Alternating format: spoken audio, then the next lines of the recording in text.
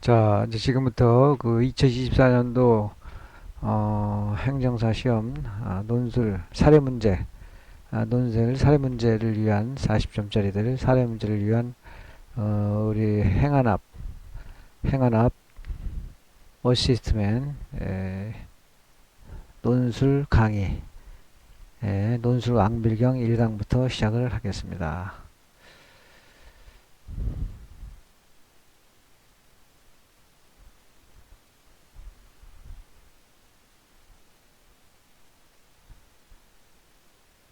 자, 열공하십시오. 열공하십시오. 자, 우선 강의 듣는 순서가 있습니다. 강의 듣는 순서가 있는데 에, 강의는 이런 순서로 들으시기 바랍니다. 해가지고 1. 논술 형식 이렇게 써라. 2. 과목별 논술 출제 경향과 맥잡기. 3번 과목별 주요 논점 담아두기. 4번 기출 모범 다음과 실전 연습. 5. 척 보면 논점이 보이는 비결. 6. 논술 핵심 한 장 요약. 이렇게 되어 있습니다. 그래서 요거를 하면 되겠고, 자, 그다음에 자, 논술 그러면 이렇게 시작하서라 해서부터 시작을 하도록 하겠습니다.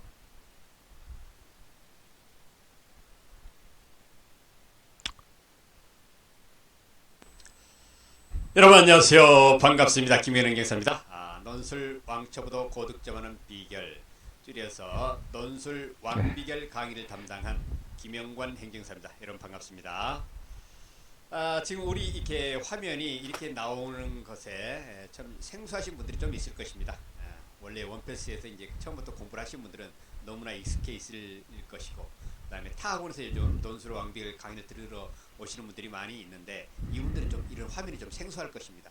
그러나 이게요, 이제 다른 데서 이제 강의하는 걸 보면은 칠판에 글씨 쓰면서 이게 시간 보내는 게 약 3분의 1 정도가 되더라고요. 그럼 1시간짜리 강의다 하면 20분이나 차지하는 거예요. 그래서 그러한 시간을 전략해 가지고 여러분들이 좀 더 효율적으로 공부할 수 있도록 저희는 이러한 화면을 사용하고 있습니다. 그렇게 알고 계시고요. 우리가 이제 첫 번째 공부해야 될 주제가 논술 형식과 답안 작성 이렇게 하라. 여기서부터 이제 공부를 하게 됩니다. 그런데요, 이것을 강의하기 전에 여러분들에게 중요한 몇 가지를 이제 알려드리겠는데요. 이제 앞으로 이제 지금부터는 행정사 2차 시험에 합격하기 위해서는 논술 사례 문제를 반드시 잡아야 한다라는 것이죠. 여러분 이제 약술 전에는 약술 문제만 가지고 합격하신 분들이 있었어요. 약술 문제가 20점짜리가 세 문제가 나오기 때문에 거기서 60점이지 않습니까? 그러니까 옛날에는 막 40점대에서도 합격을 했기 때문에 약술에서 뭐 잘 써가지고 40 한 5점 나왔다 이래갖고 합격하신 분들도 있었다라는 것이죠. 근데 이제부터는 그게 통하지 않습니다. 이제 약술 세 문제가 있는데 여러분들이 약술 세 문제를 이제 알았고 잘 썼다고 칩시다. 그럼 20점 중에서 15점씩을 다 받았다고 쳐봐요. 그럼 세 문제가 되기 때문에 몇 점입니까? 45점이 되는 것이죠. 45점 가지고는 합격을 할 수 있느냐? 지금은 안 된다라.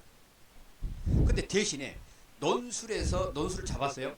그럼 논술 잡으면 논술에서 40점에서 35점만 받았다고 쳐봐요.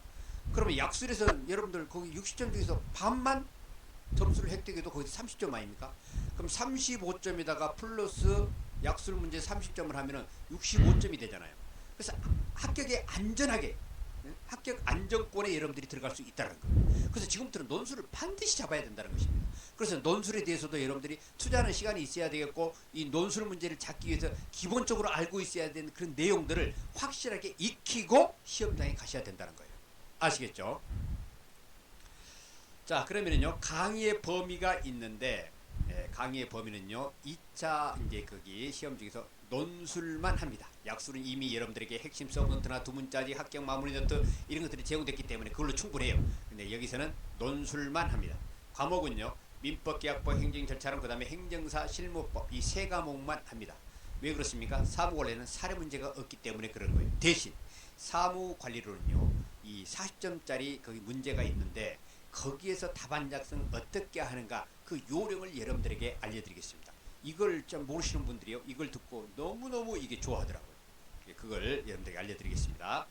그 다음에 집중력이 필요합니다. 여러분 논술 이 문제도 이제 문제가 40점이나 차지하기 때문에 사실은 공부 시간의 40%는 논술에다가 투자를 해야 됩니다.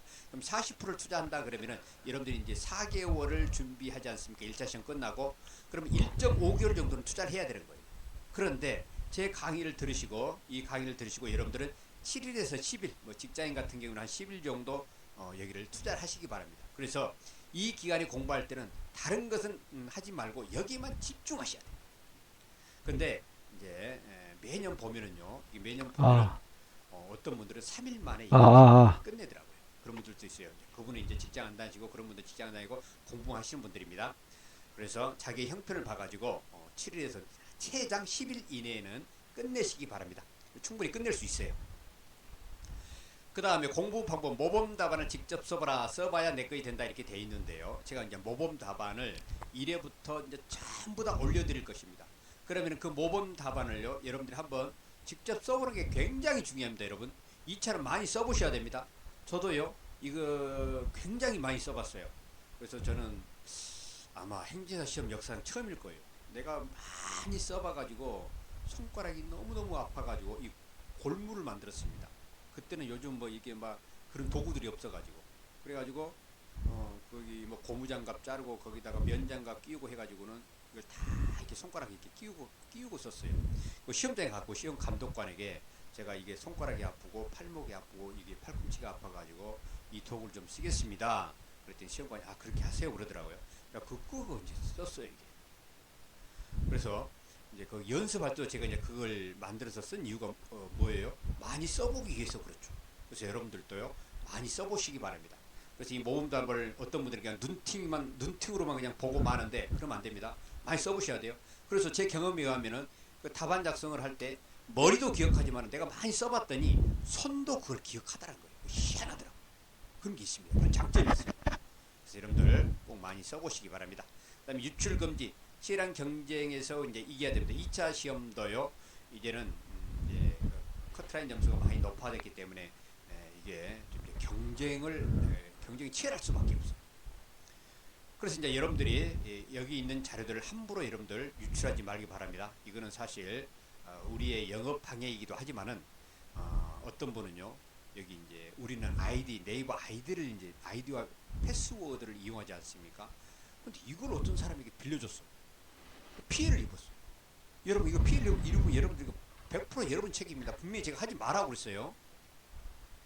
그 이제 다른 학원 같은 경우는 홈페이지 때문에 거기만의 아이디 뭐 비밀번호를 쓰지만은 우리는 네이버 아이디와 네이버 패스워드를 쓰기 때문에 어떤 사람에게도 여러분들 제공하면 안 됩니다. 어떤 분은요 자기가 해가지고 줬어. 근데 그 받은 사람은 합격인데 그 정작 준 사람은 합격을 못해가지고 아직도 합격 못한 사람이 있습니다. 여러분들 제가 다시 한번 당부드립니다. 여기 있는 자료들 이런 것들 유출하지 마시기 바랍니다. 자, 그 다음에 2차 시험 볼 때 여러분들이 주의사항이 있어요. 주의사항. 펜은 여러분들 아시죠? 반드시 검정펜을 사용하시기 바랍니다. 연필, 뭐 유색 필기구 이런 거 하면은 여러분들 0점 처리됩니다. 시험 보나 마나요 이런 거 쓰면은 반드시 검은색 펜을 사용하시고 이제 거기 논술은요 우리가 이제 거기 뭡니까 3시간 20분간 이걸 써야 돼요. 200분이기 때문에 3, 6, 18 해갖고 3시간 20분이나 쓴단 말이에요. 그래서 이 펜도 좋아야 됩니다. 그래서 우리 여기 카페에 보면 밑에요. 논술 사용 펜 추천이라고 있습니다. 여기 논술 완결 카페에 보면은 거기 그 글을 보시고 그 여러 가지 그 펜들이 있거든요. 그 중에서 자기에게 맞는 거 문방구에 갖고 자기에게 맞는 것을 여러분들이 고르시면 돼요. 아시겠죠? 펜도 대단히 중요합니다. 술술술 이렇게 써줄 수 있어야 되니까요. 그 다음에 답안 작성을 하다가 이제 뭐 이렇게 정정하는 것들이 있죠. 그것은 두 줄을 딱 긋고 그냥 다시 쓰면 됩니다. 그리고요 여기 뭐 글 쓰는데 뭐 몇 글자가 틀렸다 그러면 V 표시 딱 해갖고 그 사이에다 이제 삽입 뭡니까 이게 글 쓰면 됩니다. 그냥 너무 어렵게 생각하지 말아요. 이게 2차 시험은 답안 뭐 거기 작성을 함에 있어서 글씨 못 쓴다고 감점시키고 그러지 않습니다. 뭐 띄어쓰기 잘못했다고 뭐 감점시키거나 그런 게 없어요. 아시겠죠? 그러니까 너무 부담 갖지 마시고 틀리면 그냥 두 줄 긋고 다시 쓰시기 바랍니다. 그리고 수정 테이프 이런 것은 뭐 사용 가능하고 수정액은 여러분들 사용하지 마세요. 이거는 불이익을 당할 수 있습니다. 자, 그 다음에 이제 답안 작성 방법이 있는데 문제 번호 순서에 관계없이 답안을 작성하되 문제 번호면 문제를 기재하고 답안 작성할 거 이렇게 되어 있습니다. 여러분 이제 딱 문제를 받아보면은요, 저도 그렇게 했습니다. 문제지를 딱 받아보니까는 이건 내가 그냥 쉽게 쓸 수 있는 문제고 나머지는 약간 좀 신경 써야 될 거, 나머지는 또 끝에 거는 약간 이제 좀 긴가민가 이런 문제가 있단 말입니다. 그럼 여러분들 꼭 1번부터 쓸 필요가 없어요. 예를 들어서 4번이 내가 가장 잘하는 문제다 그러면 가장 쉬운 것부터 쓰시면 돼요. 4번 쓰면 돼요. 4번. 4번이라고 딱 표시하고 간단하게 거기 제목 써주고 그다음에 답안 작성하면 된다는 거예요. 그래서 답안 작성은 꼭 1번부터 쓸 필요 없다. 1번이 제일 마지막에 쓸 수도, 논술 문제를 제일 마지막에 쓸 수도 있다. 그걸 꼭 기억하시기 바랍니다. 그 다음에 각 문제의 답안이 끝나면은 끝줄 마지막 옆에다가 끝이라고 여러분들 꼭 이거 표시를 하셔야 됩니다.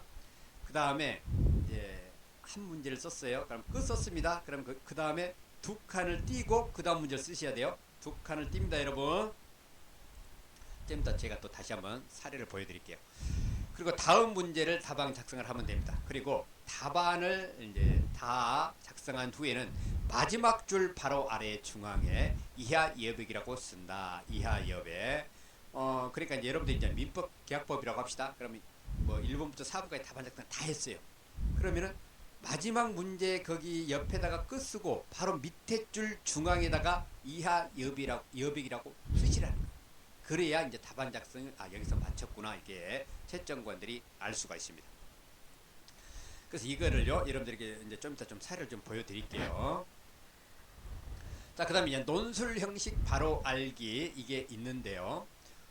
이제 거기 논술 이렇게 써 내려가는 거기 이제 거기 논술이 하나의 어떤 형식이 있지 않습니까? 그런데 이게 보면은 사람마다 많이 달라요. 또 학원들마다 좀 다른 것들이 있습니다. 어떤 데는 뭐 논점의 정리 처음에 이제 거기 이제 서론, 본론, 결론이라고 치면은 서론의 논점의 정리, 그다음에 어떤 데는 또 문제 제기, 또 어떤 사람은 문제 소재 쓰고, 그다음에 어떤 사람은 또 결론에서 그냥 결론 쓰는 사람이 있고, 문제 해결 쓰는 사람이 있고, 사안의 해결 쓰는 사람이 있고, 이런 거 이렇게 이제 좀 다양합니다. 다양한데요. 저는 이제 어떤 것을 권장드리냐 하면은 우리 행정사 논술 시험은요 문제 해결형 논술입니다. 그래서 문제 해결형 논술은요 이렇게 1번 문제점 써주고 그 다음에 논점 이제 본론이죠. 그 다음에 이제 3번에 결론 이렇게 이제 써주는 게 맞아요. 그렇지만은 이런 거에 대해서 너무 구애받지 말고 여러분들이 그냥 뭐 문제 제기가 쓰셔도 되고 이렇게 자기 편할 대로 쓰시기 바랍니다. 이런 거에 가지고 뭐 점수에 뭐 영향을 미치거나 그런 것은 없기 때문에 여러분들이 그냥 편한 대로 쓰시기 바랍니다. 자, 그래서요 이제 이거를 여러분들 기본적으로 알고 계시고, 자, 이거의 답안 작성이 이제 이게 중요합니다. 이런 것들이 뭐 사소한 것 같지만 중요하기 때문에 제가 다시 한번 사례를 보면서 여러분들에게 다시 한번 알려드리겠습니다. 자, 실제로 이런 문제가 나왔습니다. 자, 이런 문제가 나왔어요. 갑은 자신의 토지에 5층짜리 상가 건물을 신축하게 을과 공사기간 1년 공사대금 30억 원으로 하는 도계약을 체결했다. 각각의 독립된 질문에 대하여 답하시오 이렇게 되어 있어요. 그럼 봐보세요. 여기서 주의할 게 독립된 질문이에요. 그래서 이 문제를 쓸 때는 2번을 참조할 필요가 없고, 그 다음에 2번 문제를 이거 쓸 때는 1번 문제를 참조할 필요가 없다라는 것이에요.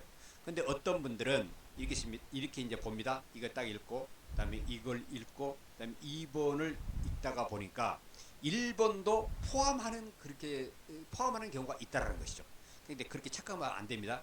각각의 독립된. 그래서 1번인 경우에는 1번만, 2번인 경우에는 1번을 제기하고 2번만 독립된 질문이라는 것 여러분들 꼭 기억하시기 바랍니다.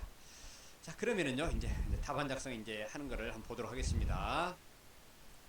답안 작성했습니다. 자, 여기서는 여러분들이 뭐 어떻게 답을 어떻게 썼냐 이런 거 보는 거 아니에요. 자, 형식을 보는 거예요. 형식이 지금 이번 시간에 형식 배우는 거 아닙니까? 처음에 1 문제점 이렇게 딱 써줍니다. 그리고 이제 간단하게 쓰고 이제 쓰는 요령은 나중에 배웁니다. 2번 도급계약의 위험부담. 여러분 2번 해갖고 논점 쓰라는 게 아니에요. 도급계약에서의 위험부담. 이것은요, 문제를 한번 볼까요? 여기서 보면은 도국계약에서 여기 이 같은 경우에는 일본인 경우에는 인도 기일의 강진이 일어났어요. 그러니까 계약 체결 후에 위험 부담의 문제에 관해서 쓰라는 거거든요. 그래서 이런 경우에는 도국계약에 있어서의 위험 부담의 문제, 도국계약에 있어서의 위험 부담 이렇게 쓰고 이제 본문을 쭉 써주시고 그 다음에 마지막에 결론 해가지고 이렇게 이제 답안 작성을 했습니다. 그 다음에 제일 끝에다가 이게 뭡니까 옆에다가 끝이라고 제가 이제 쓰라고 그랬죠. 끝 이렇게 쓰시는 거예요.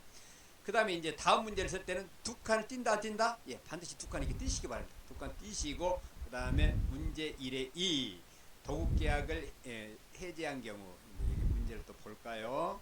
자, 여기서는 도국계약을 해제한 경우 가까울의 법률 관계 이렇게 여러분들이 간단하게 쓰시면 됩니다. 원래는 뭐 제목을 다 쓰라고 그러는데 그럴 필요 없어요. 시간 전략상 이렇게 간단하게 쓰시면 돼요. 이 정도만 써줘도 채점관들이 다 알아듣고 채점을 다 해줍니다. 간단하게 쓰세요. 자, 이렇게 씁니다. 자, 툭칸도 그 다음 문제 이렇게 씁니다. 그 다음에 문제점 이렇게 썼네요. 예, 그 다음에 이제 여기 이제 본론 파트에서 1회 완성 전 도급인의 임의 해제 이거에 대해서 쭉 써줬고 그 다음에 3번에는 뭐 결론에서는 여기서는 그냥 사안의 해결이라고 쓰셔도 되고 결론이라고 쓰셔도 됩니다. 자, 이렇게 쓰고 마지막에 여기도 보니까 어때요? 끝 이렇게 썼죠. 자, 그러면은 이 논술 사례 문제를 민법계약법에서 제일 마지막에 썼다고 합시다. 약술 문제를 먼저 다 쓰고 그 다음 이걸 제일 마지막에 썼다고 합시다. 그럼 끝 쓰고 이제 더 이상 이제 답안 작성할 거 없잖아요. 그럼 바로 아랫줄 중앙에다가 이하 여백 이렇게 쓰시라는 거예요. 이렇게 쓰는 게 뭐냐 하면 무엇을 의미하냐 하면은 자, 민법계약법의 답안 작성은 여기까지입니다라는 그런 여러분들의 의사표시예요. 그러면은 이하 여백 여기까지만 이제 채점관들이 채점을 하게 되는 것입니다. 아시겠죠? 여러분 쉽죠 이거는? 그래서 이러한 것들의 형식을 여러분들이 기본적으로 이제 알고 계시되 너무 이렇게 어떻게 쓰느냐 어떠느냐 이런 거 이게 형식 있잖아요. 논점 정리를 써야 되느냐, 뭐 문제 제기로 써야 되느냐, 그 다음에 문제점을 써야 되느냐 이런 거에 너무 구애받지 말라는 것입니다. 그리고 이게 여러분들이 거기 논술 이제 거기 답안을 작성할 때도 막 글씨에 너무 그 신경 쓰시는 분들이 있어요. 그 신경 쓰지 마시라는 거예요. 자기 원래 필체대로 쭉 쓰세요. 그래서 채점관들이 다 읽어가면서 다 채점해 줍니다. 비록 이게 막 지렁이 기어가듯이 쓰더라도 또는 띄어쓰기가 틀렸을지라도 무슨 뭐 아랍어처럼 뭐 썼을지라도 다 읽어드린다는 거예요. 아시겠죠? 그렇지만 좀 성의 있게 쓰셔야 되겠죠. 아무래도 그렇게 하시고 제가 오늘 알려드린 이 내용들을 이제 참고하시면 되겠습니다. 자, 이렇게 해가지고요. 첫 번째 시간은 여기까지 하고 또 이제 또 다음 시간에 여러분들 뵙도록 하겠습니다. 자, 여러분들 계속 파이팅 하시기 바랍니다.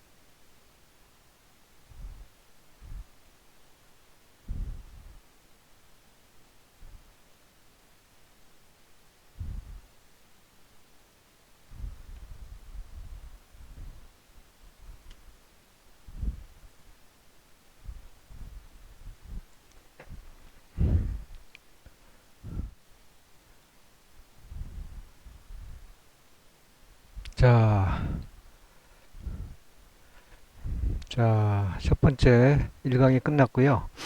자, 이제 2강, 2강 논술 형식, 논술 출제 경향과 논술 형식, 지금 논술 형식 이렇게 써라. 나오고요. 논술 출제 경향과 맥잡기를 한번 적어 보겠습니다.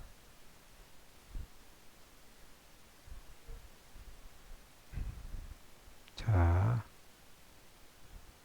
여러분 안녕하세요. 반갑습니다. 김현웅 경사입니다. 논술 왕비결 두 번째 강의 시작하도록 하겠습니다. 이번 시간은요 우리가 이제 과목별 논술 출제 경향과 맥잡기를 하도록 하겠습니다. 그래서요 이제 민법계약법부터 이제 제가 이제 설명해 드리는데 여러분 안녕하세요. 반갑습니다. 김현웅 경사입니다. 논술 왕비결 두 번째 강의 시작하도록 하겠습니다. 이번 시간은요 우리가 이제 과목별 논술 출제 경향과 맥잡기를 하도록 하겠습니다. 그래서요 이제 민법계약법부터 이제 제가 이제 설명해 드리는데 이 설명을 잘 들으시면은 여러분들이 논술 문제를 찾기 위해서는 우리가 공부를 할 때 어디에 중심을 둬야 되겠구나 그러한 공부 방향이 좀 잡히게 될 것입니다. 이제 민법 계약법부터 이제 시작을 하는데요. 여러분 이제 제가 강의 시간에서 전에도 뭐 여러 번 말씀드렸습니다만은 민법 계약법은 이게 총론 파트에서의 6가지 주제가 있고 그 다음에 강론 파트에서 15개의 계약법이 있습니다. 그래서 총론 파트 6개 주제와 강론 파트 15개만 잡아버리면은 민법 계약법은 끝나는 것입니다. 그래서요 우리가 이제 거기 이 민법 계약법에서 그러한 것을 전체적으로 알았다고 하면은 이제는 논술 사례 문제를 찾기 위해서는 우리가 어디에다가 중점을 두어야 될까 그걸 이제 확실하게 우리가 알아야 되는데 첫 번째로 제가 강조드리고 싶은 것은 뭐냐면은 총론 파트에서의 6가지 주제라는 거예요. 자 그러면은 총론 파트에서 6가지 주제가 뭡니까? 계약의 성립, 계약책임성의 과실책임, 위헌부당, 그 다음에 동시행 항변권, 그 다음에 제3자를 위한 계약, 그 다음에 계약의 해제와 해지 이 6가지죠. 이 6가지는요 이제 민법 계약법의 15가지 이 강론 파트에 있는 15가지 계약법에 다 적용이 되기 때문에 다른 계약법에서 문제가 출제되더라도 이 총론 파트의 이 6가지 주제와 연결되는 경우가 많이 있다는 거예요. 그래서요 여러분들이 민법 계약법에서의 논술 문제를 찾기 위해서는 우선적으로 총론 파트의 이 6가지 주제는 확실하게 머릿속에 담아둬야 된다는 것입니다. 근데 그러한 내용들이 어렵냐 그러면 어렵지 않잖아요. 우리가 이미 공부해서 아시겠지만. 그리고 제가 이제 핵심 서브노트에다가 그와 관련된 것들을 다 만들어 드렸기 때문에 이미 그걸 안 계신 분들이 이미 머릿속에 그게 담겨 있을 것입니다. 자 그러면은요 제가 이제 거기 총론 파트 6가지 주제가 워낙 중요하기 때문에 다시 한번 제가 알려드립니다. 여러분도 한번 따라 해보세요. 6가지 중에 가장 중요한 게 첫 번째 계약의 성립과 계약의 성립이죠. 두 번째 계약책임성의 과실책임, 그 다음에 세 번째는 위헌부당, 그 다음에 동시행 항변권, 그 다음에 제3자를 위한 계약, 그 다음에 계약의 해제와 해지. 간단합니다. 자 그러면은 1회부터 이제 출제 경향을 한번 보도록 하겠습니다. 여기에 보면 이행지체로 인한 해제권. 우리가 6가지 주제 중에서 계약의 해제와 해지 있지 않습니까? 여기 이제 1회 출제됐습니다. 그 다음에 2회 때는 도급계약에 대해서 나왔는데 여기도 어떻습니까? 위헌부담이 또 나왔어요. 여기 연결해서 위헌부담이 나온 거예요. 네. 그래서 여기서도 거기 총론 파트에서의 6가지 중요한 주제가 또 나왔죠. 그 다음에 여기는 3회에서는 동시행 항변권이 나왔습니다. 그 다음에 4회에서는요 계약체결상의 과실책임 여기 대해서 나왔습니다. 그 다음에 5회와 6회 때는요 임대차 계약과 매매 계약이 나왔고 7회 때는 다시 계약체결상의 과실책임에 대해서 나왔고 그 다음에 여기서는 8회 때는 도급계약이 나왔고 그 다음에 9회 때는 증여계약, 그 다음에 10회 때는 임대차 계약, 그 다음에 11회 때는 이제 도급계약, 제작물 공급 이거에 관해서 이제 출제가 됐는데 여기서도 역시 계약의 해제와 연결해서 나왔다는 것입니다. 그래서요 여러분들 이제 이걸 볼 때 무엇이 느껴집니까? 6가지 주제는 기본적으로 그냥 알아야 되겠구나. 근데 그 6가지 주제를 아는 것은 별거 아니기 때문에 반드시 머릿속에 담아둬야 되겠구나. 이걸 일단 알고 계시고요. 그 다음에 강론 파트에서 나오는 데가 있는데 주로 나오는 데가 있는데 어디가 나오냐 하면은요. 봐보세요. 임대차 계약, 그 다음에 매매 계약, 그 다음에 도급계약과 증여계약. 여기에서 강론 파트에서 주로 나온다는 것입니다. 다시 강조합니다. 우리가 총론 파트에서는 6가지 주의지만은 강론 파트에서는 임대차 계약과 매매 계약, 그 다음에 도급계약과 증여계약에서 주로 나온다는 것입니다. 아시겠죠? 그래서 이거를 종합해 보면은 이게 민법 계약법에서 논술 문제를 찾기 위해서는 총론 파트의 6가지 주제는 기본적으로 알아둬야 되겠고 그 다음에 강론 파트 15개 그 150개도 아니고 15개인데 그에 대해서 다 알아야 되겠지만은 특별히 임대차 계약과 매매 계약 그리고 도급 계약과 증여 계약에 관해서는 좀 더 확실하게 분명하게 알고 있어야 되겠구나. 그걸 여러분들이 알고 계시면 된다는 것입니다. 여러분 이게요 이런 것들이 사실 알고 보면 큰 것도 아니지만은 사실 이게 처음 공부하시는 분들은 이게 논술 공부를 하는데 어떻게 해야 됩니까? 범위를 어떻게 잡아야 되는가? 그럼 어디에 주안점을 두고 이게 좀 파고들여야 되는가? 이런 게 모른단 말이에요. 이 정도만 알려줘도 도움이 많이 되실 것입니다. 아시겠죠? 자, 이걸 이제 여러분들이 알아두시고요. 진짜 민법계약법에서의 맥은 무엇인가? 그 맥을 잡는다고 하면은 간단해요. 계약법 똑같아요. 6개 핵심. 총론 파트에서의 6개의 주제. 그 다음에 강론 파트에서는 매매계약과 도급계약과 임대차 계약과 증여계약. 이것은 기본적으로 알고 있어야 되겠다는 것을 여러분들이 깨달으시면은 이번 강의 여러분들 잘 들으신 것입니다. 자, 그러세요. 민법계약법은 이 정도로 여러분들에게 알려드리는데요. 제가 다시 한번 강조드립니다. 계약법 총론 파트에서의 6가지 주제, 계약의 성립, 계약 절차의 과실책임, 위험부담, 그 다음에 동시행항변권, 제3자를 위한 계약, 그 다음에 계약의 해제와 해지 기본적으로 알라. 그 다음에는 매매계약과 임대차 계약과 그 다음에 도급계약과 그 다음에 증여계약, 이거에 대해서 여러분들 잘 알아두시라. 다시 한번 강조를 드리면서 행정 절차론으로 넘어갑니다. 자, 행정 절차론을 보겠습니다. 이 행정 절차론은요, 제가 강신에도 여러 번 이제 말씀드렸지만은 행정 절차론은 행정의 절차에 관해서 가장 이제 중요하게 이제 여기는 것이죠. 가장 중요하죠, 사실은. 근데 행정 절차에 있어서 이게 행정 절차론에서는 행정 처분을 하기까지의 그 과정이 어떠한가, 그걸 하는 것이 가장 중요하다는 거. 아시겠죠? 실제로 시험 문제를 보면은요, 기출 문제를 보면은 출제 경향을 보면은 이렇습니다. 1회 때부터 보면 행정 절차. 예. 이때는 3회 때는 이거 한번 브리터로 한번 골탕 먹이려고 하면 냈고요. 그 다음에 행정 절차. 전부 다 행정 절차. 5회, 6회, 7회, 8회, 9회, 10회, 10회, 그 다음에 11회. 전부 다 행정 절차에 관해서 이게 출제가 되고 있다는 것입니다. 따라서 여러분들은요, 이 행정 절차론에서 그 논술 40점을 찾기 위해서는 행정 처분을 하기까지의 행정 절차가 어떻게 이루어지는가, 그걸 기본적으로 알고 있어야 된다는 거예요. 여러분 혹시 기억나십니까? 행정 처분을 하기 전에 어떤 이제 그 처분이 이루어지기까지 과정이 어떻게 됩니까? 먼저 사전 통지를 하죠.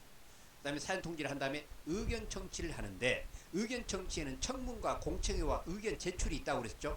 그래서 청문이나 공청회를 하지 않은 경우에는 의견 제출의 기회만으로 주어야 된다. 그걸 공부했지요. 자, 그 다음에 다시 할까요? 사전 통지, 의견 청취, 그 다음에 처분을 하면서 이유 제시가 있고, 그 다음에 고지가 있어요. 간단해요. 이게 너무나 간단해요. 그래서 우리가 그냥 그 중에서 이제 알아두어야 될 주제들이 뭐가 있습니까?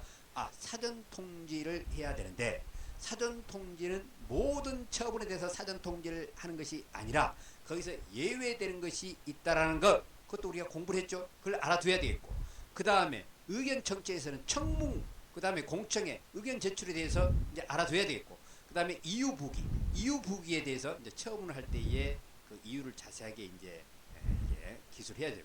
구체적이고 명확하게 해야 되겠죠. 근데 거기에는 또 하자가 있을 수 있는데, 하자의 추이는 어떻게 되는가, 그런까지 우리가 다 공부를 했죠. 그래서 이유부기가 있고, 그 다음에 고지. 이거는 이 처분에 대해서 만약에 불복을 하고 싶거든,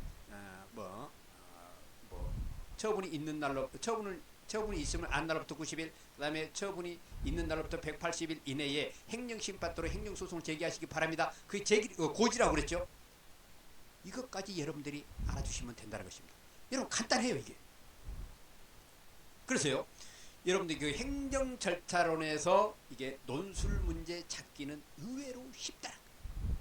그런데 이제 여러분들이 막상 사례를 이제 주는데, 사례가 비교적 좀 길지 않습니까? 이제 길다 보니까 사람들이 막 당황을 하기 시작해요. 그런데 이제 이게 논술 왕별 끝까지 여러분들이 듣다 보면은, 이제 거기서 이제 뭐 논점 잡기라는 게 이거 배우다 보면은 쉽게 논점을 잡고 여러분들이 논술 거기에 대한 답안을 쉽게 작성할 수 있다는 것입니다. 아시겠죠?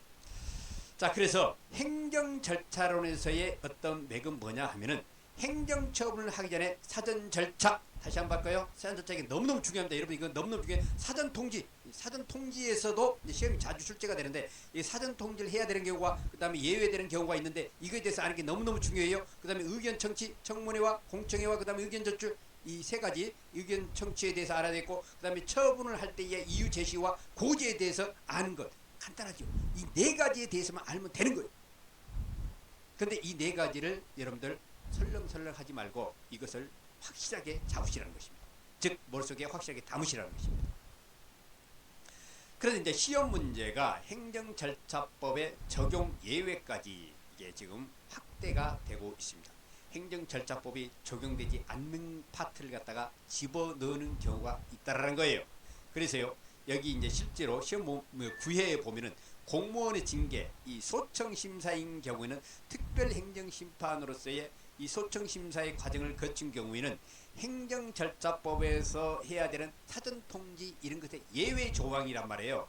그래서 이런 것까지 이제 좀 시험 문제가 확대되고 있다는 것입니다. 그러면은 이런 것을 찾기 위해서는요, 특별행정심판자 이쪽 파트까지 여러분들이 다 공부를 해야 되는데 그 부분은 여러분들이 어디 뭐 교재라든지 다른 데서 알기가 쉽지가 않아요. 그래서 이거를 제가 여러분들이 딱 알 수 있도록 나중에 이제 이 자료를 딱 정리해서 여러분들에게 드립니다. 그 걱정하지 마세요. 자, 이렇게 하고요. 그 다음에 이제 행정사 실무법으로 넘어가겠습니다. 행정사 실무법의 논술 출제 경향을 보니까 이거는요, 행정 절차보다 더 간단해요. 너무너무 간단해요. 왜 그러냐 하면은 행정사 실무법의 이 논술 40전짜리는 전부 다 행정심판법에서 나오고 있다는 거예요. 전부 다 행정심판법에서.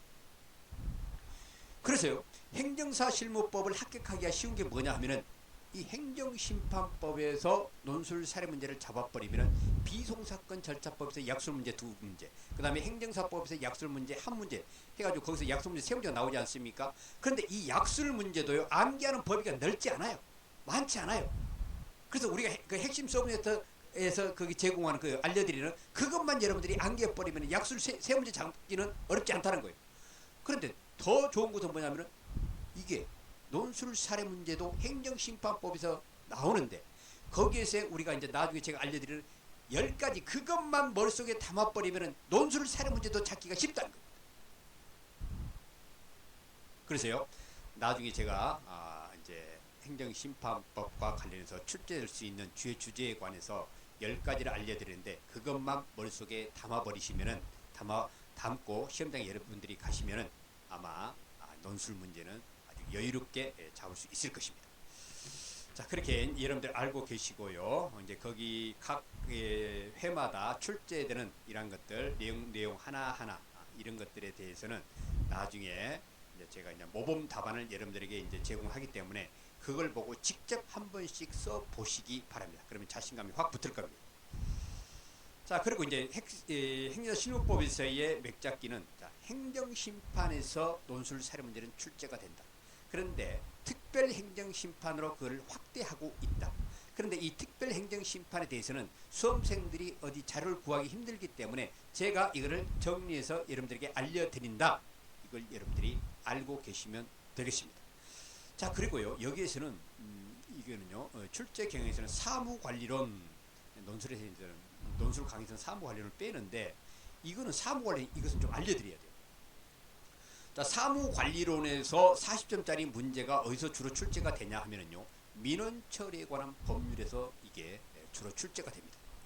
1회와 그 다음에 여기 보면은 8회 때 이때는 이제 그 뭡니까, 행정의 운영 및 혁신에 관한 규정으로 지금 바뀌었죠. 거기에서 이제 출제가 되는데 이때 만약에 여기서 됐다 그러면은 민원 처리에 관한 법률에서 약술 문제가 2문제 이렇게 나오는 거예요.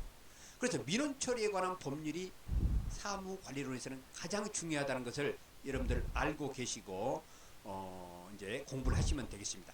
그래서요, 여기 보면은요, 1회 때부터 보면은 쭉 보면은 이제 민원 처리에 관한 법률에서 뭐 11회까지 이제 거의 다 이제 출제가 됐죠. 그래서 그 밑에 보면은 민원 처리에 관한 법률에서 주로 40점 관련 문제가 출제가 되고 있다. 그래서 민원 처리에 관한 법률은 그렇게 넓지 않기 때문에 여러분들이 이것은 확실하게 잡아야 된다는 것 알고 계시고, 그 다음에 행정 업무의 운영 및 혁신에 관한 규정, 이게요 있는데 이게 저는요, 행정 효율과 뭐 협업 촉진에 관한 규정이 이걸로 이제 바뀌었는데 여기에서 이제 주로 약술 문제가 출제되지만은 간간히 어쩌다 한 번씩은 이게 사입점 문제로 이게 출제되는 경우도 있다. 근데 이때 이게 행정 업무의 운영 및 혁신에 관한 규정이 사입점 문제로 출제될 경우에는 민원 처리에 관한 이 문제, 민원 처리에 관한 법률에서의 약술 문제가 또 주로 출제가 되고 있다는 것, 이거 여러분들이 참고하시면 되겠습니다. 자, 이렇게 해가지고요, 제가 이제 네 과목에 대해서 출제 경향과 어떤 맥을 여러분들에게 알려드렸는데요.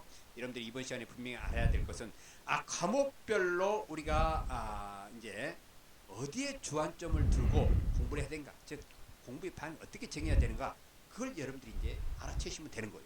그래서 제가 민법 계약법부터 총론 파트 6가지 주제, 그 다음에 강론 파트에서는 매매계약과 도급계약과 임대차 계약과 증여계약, 이걸 여러분들이 알아두시면 된다. 그리고 행정 절차론에서는 이게 행정 절차에 관해서 우리가 알아두면 된다. 그래서 이게 사전 통지, 가장 중요한 사전 통지, 그 다음에 의견 정치, 그 다음에 유부기와 그 다음에 고지에 관해서 알아두어야 된다는 것 여러분들 알고 계시고, 그 다음에 행정사 실무법에서는 행정심판법, 여기에서 이제 논술 사례 문제가 이제 출제가 되는데, 행정심판법에서 반드시 머릿속에 담아두고 시험장에 가야 될 주제 10가지가 있는데, 그것은 나중에 또 알려드린다는 거 알고 계시면 되겠습니다. 자, 이렇게 해가지고요, 이번 시간은 여기서 마치고 또 다음 시간에 여러분들 뵙도록 하겠습니다. 자, 여러분들 계속 화이팅 하시기 바랍니다.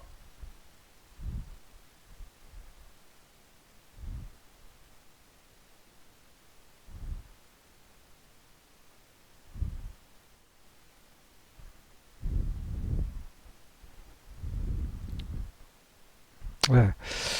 자, 과목별 논술 출제 경향과 맥잡기를 했습니다. 이제 세 번째 시간 들어가 보도록 하겠습니다.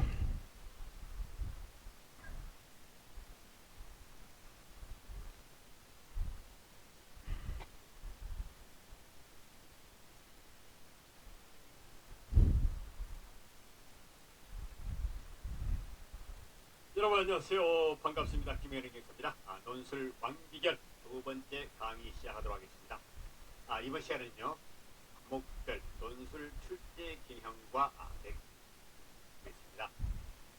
그래서요, 이제 민법 계약법부터 이제 제가 이제 설명해 드리는데, 이 설명을 잘 들으시면은 여러분들이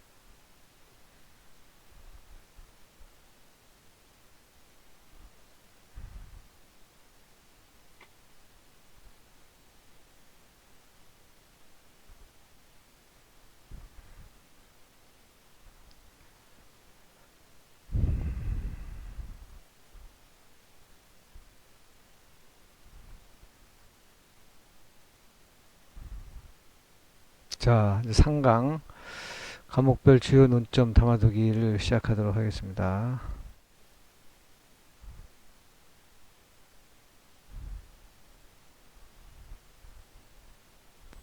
여러분 안녕하세요. 반갑습니다. 김영현 교수입니다. 논술 왕비결 세 번째 강의 시작하도록 하겠습니다. 이번 시간에는요, 우리가 이제 과목별 주요 논점 담아두기 공부를 하게 됩니다. 우리가 이제 이 전까지 이제 각 과목별 출제 경향을 보니까, 이게 논술 거기 문제에서 주로 논점이 어떤 것들인지 이제 대강 알게 되었어요. 그러면은 그러한 논점에 관련된 문제가 나왔을 때 우리는 논점을 어떻게 잡아야 되며, 그 다음에 그 논점에 맞게 내용을 어떻게 써줘야 되는가, 이러한 것들을 이제 이번 시간에 우리가 공부를 하게 됩니다. 그래서요, 이제 민법 계약법부터 이제 강의를 하게 되는데, 민법 계약법은 우리가 이제 이미 앞에서 공부를 했듯이 총론 파트에서 6가지 주제가 있고, 그 다음에 강론 파트에서는 15가지 이제 계약에 관한 법이 있습니다. 그래서 민법 계약법은 사실 간단하지요. 총론 파트 6개, 그 다음에 15개, 150개가 아닙니다. 15개밖에 되질 않아요. 그것만 해버리면은 민법 계약법이 이제 끝나는 것이죠. 그래서 이제 일단 우리가요, 민법 계약법에서 논술 사례 문제를 잡기 위해서는 먼저 이 6가지 이 주제를 기본적으로 계약의 성립, 알고 계약 있어야 체결장의 되고, 과실책임, 위험부담, 동시행명권, 그 제3절 계약, 계약의 해제와 해지, 매매계약이라든지 임대차 계약, 매매계약, 그다음에 임대계약, 도급계약과 도급계약, 증여계약에 증여계약. 관해서 잘 알고 있어야 된다. 제가 이렇게 자주 강조를 지금 드리고 있습니다. 그럼 여러분들이 이런 질문을 할 수 있어요. 그러면 나머지 이 강론 파트에서 이 4가지 주제 외에 다른 계약법은 이게 어떻게 됩니까? 이렇게 물어볼 수 있는데, 그러한 이제 다른 계약법들은 주로 이제 약술 문제로 출제가 되고 있어요.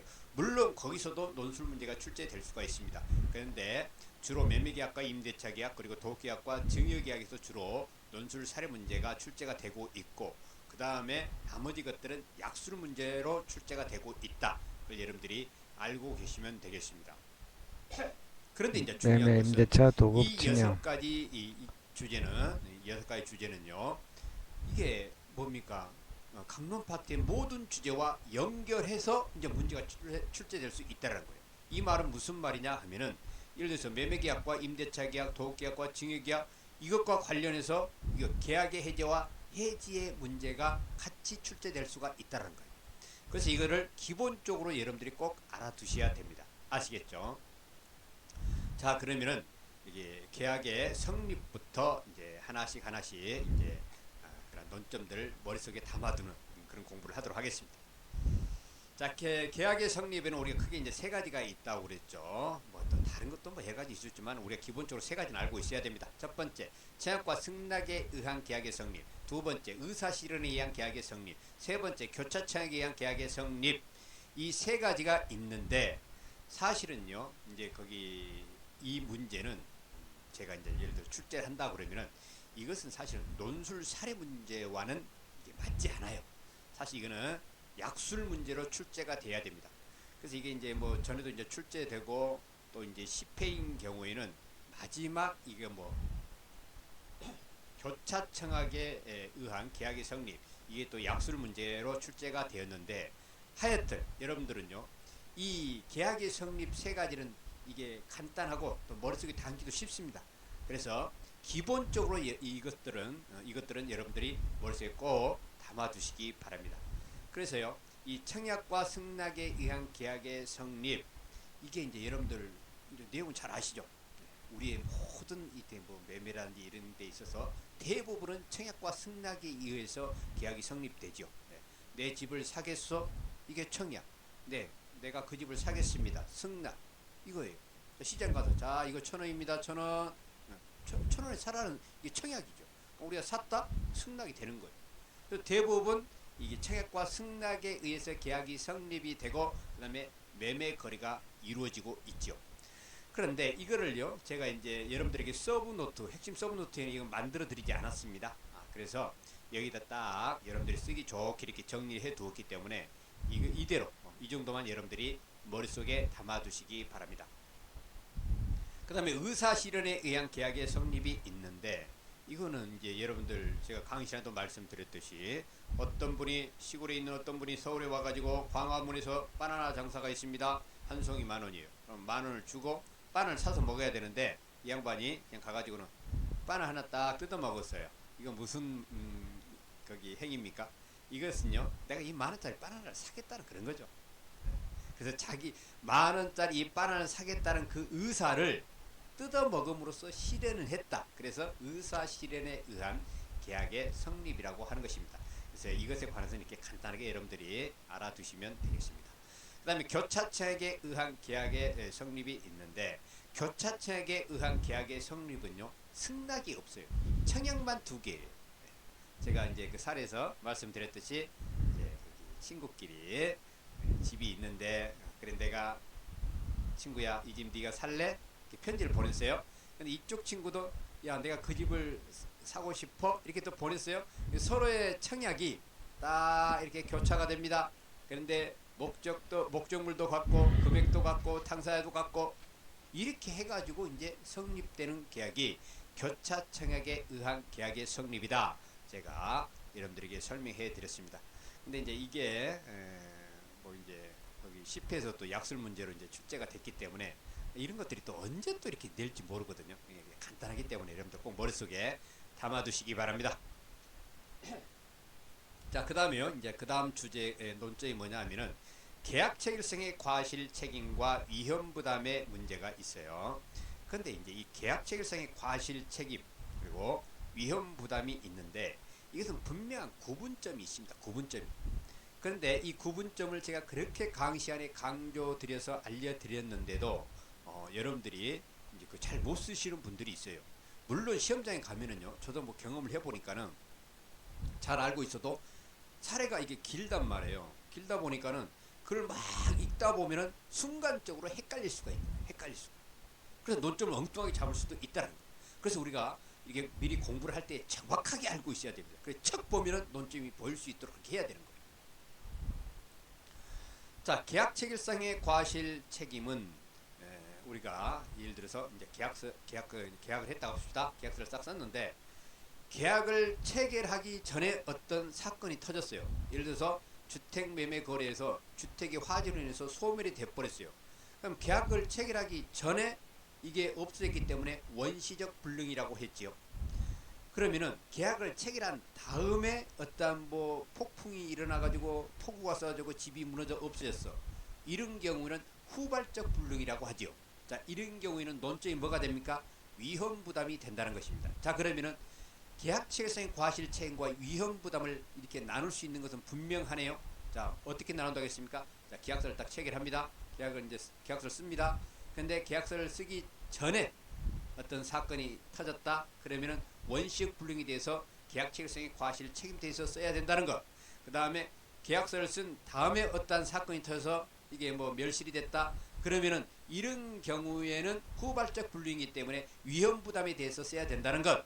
그걸 여러분들이 확실하게 구분해 두셔야 됩니다. 그래서 이 밑에 보면은 계약 체결 전날에 화재가 났다. 자, 화재가 났다. 그럼 뭐에 대해서 써야 됩니까? 당연하죠. 이건 원시적 불능이기 때문에 계약 체결상의 과실 책임에 대해서 써야 되는 것이죠.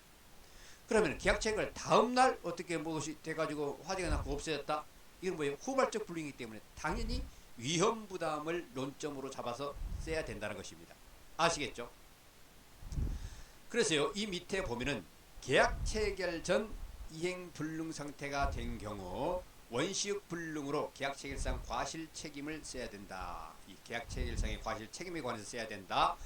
그리고 후발적 불능인 경우에는 위험 부담에 대해서 써야 된다. 제가 다시 한번 여러분들에게 강조를 드립니다. 그래서요, 이 이제 논술 사례 문제를 쓸 때에는 이러하니까 계약 체결상의 과실 책임에 대해서 쓰세요. 이렇게 출제자가 내주면 얼마나 좋아요. 근데 계약 체결상의 과실 책임에 대해서 쓰세요. 이런 말 안 한단 말이에요. 그냥 이렇게 사례만 준단 말이에요. 그럼 수험생들이 그걸 알아서 이것은 논점은 계약 체결상의 과실 책임이구나. 또는 위험 부담이구나. 해갖고 그것을 자꾸 이제 써야 된다는 거예요. 아시겠죠? 그런데 우리가요, 이제 이 정도만 알고 있어서는 안 된다는 거예요. 이 정도만 알고 있으면 안 됩니다. 점점 이제 난이도가 상승하고 있기 때문에 여러분들은 좀 더 자세하게 알아둬야 되는데요. 이런 게 있습니다. 단, 계약 체결상의 과실 책임과 관련된 사례에서 만약 계약이 체결되지 않은 경우에는 계약이 체결되지 않았어요. 계약을 하기로만 했어. 실제로 체결을 안 했어. 자, 이런 경우, 즉 계약이 체결되기 전이라면은 계약 체결상의 과실 책임을 물을 수 없으므로 계약 체결상의 과실 책임 또는 뭐 이러한 것에 관련해서 위험 부담에 관해서 써서는 안 된다는 것입니다. 아시겠죠? 그래서 실제로 계약을 했느냐, 계약을 하기로만 했느냐 하고 계약을 했느냐 하고는 다릅니다, 여러분. 이 밑에 또 더 제가 강조를 해드리겠습니다. 워낙 중요하기 때문에요. 자, 밑에 보면은 계약서를 쓰기 전에 계약 체결을 위한 준비 단계에서 계약을 할 것처럼 상대방에게 신뢰를 주었단 말입니다. 그러면 상대방은 이건 이제 계약을 하기로 했으니까는 그걸 믿고 어떤 계약의 내용을 이행하기 위해서 어떤 자재라든지 이런 비용을 투자를 한 거예요. 한 2천만 원씩 투자했다고 합시다. 근데 나중에 보니까는 계약을 하기로 했는데 계약을 안 한다는 거예요.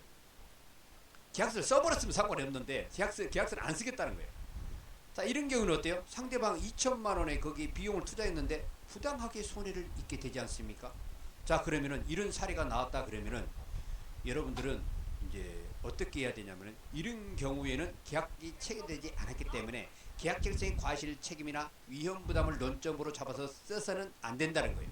그럼 어떤 결론으로 이어지냐 하면은요, 봐보세요. 이런 경우에는요, 아직 계약을 하지 않았기 때문에 계약 체결상의 과실 책임을 물을 수가 없습니다. 그리고 대신 이렇게 됩니다. 없고 불법행위라는 게 뭐예요? 부당하게 다른 사람에게 손해를 입히는 것을 불법행위라고 합니다. 따라서 불법행위에 의한 손해를 입은 그 손해배상을 청구해야 된다. 이런 식으로 여러분들이 쓰셔야 된다는 거예요. 아시겠죠? 자, 그래서 이 밑에 보면은 창고에 보면은 자, 우리나라 판례는 법원에서 실제로 판례입니다. 판례. 계약 체결을 위한 준비 단계에서 과실의 경우와 그다음에 계약이 무효 또는 취소되는 경우에는 자, 계약이 무효 또는 취소되는 경우도 여기 포함됩니다. 이런 경우에는 계약 체결상의 과실 책임을 적용하지 않는다는 거예요.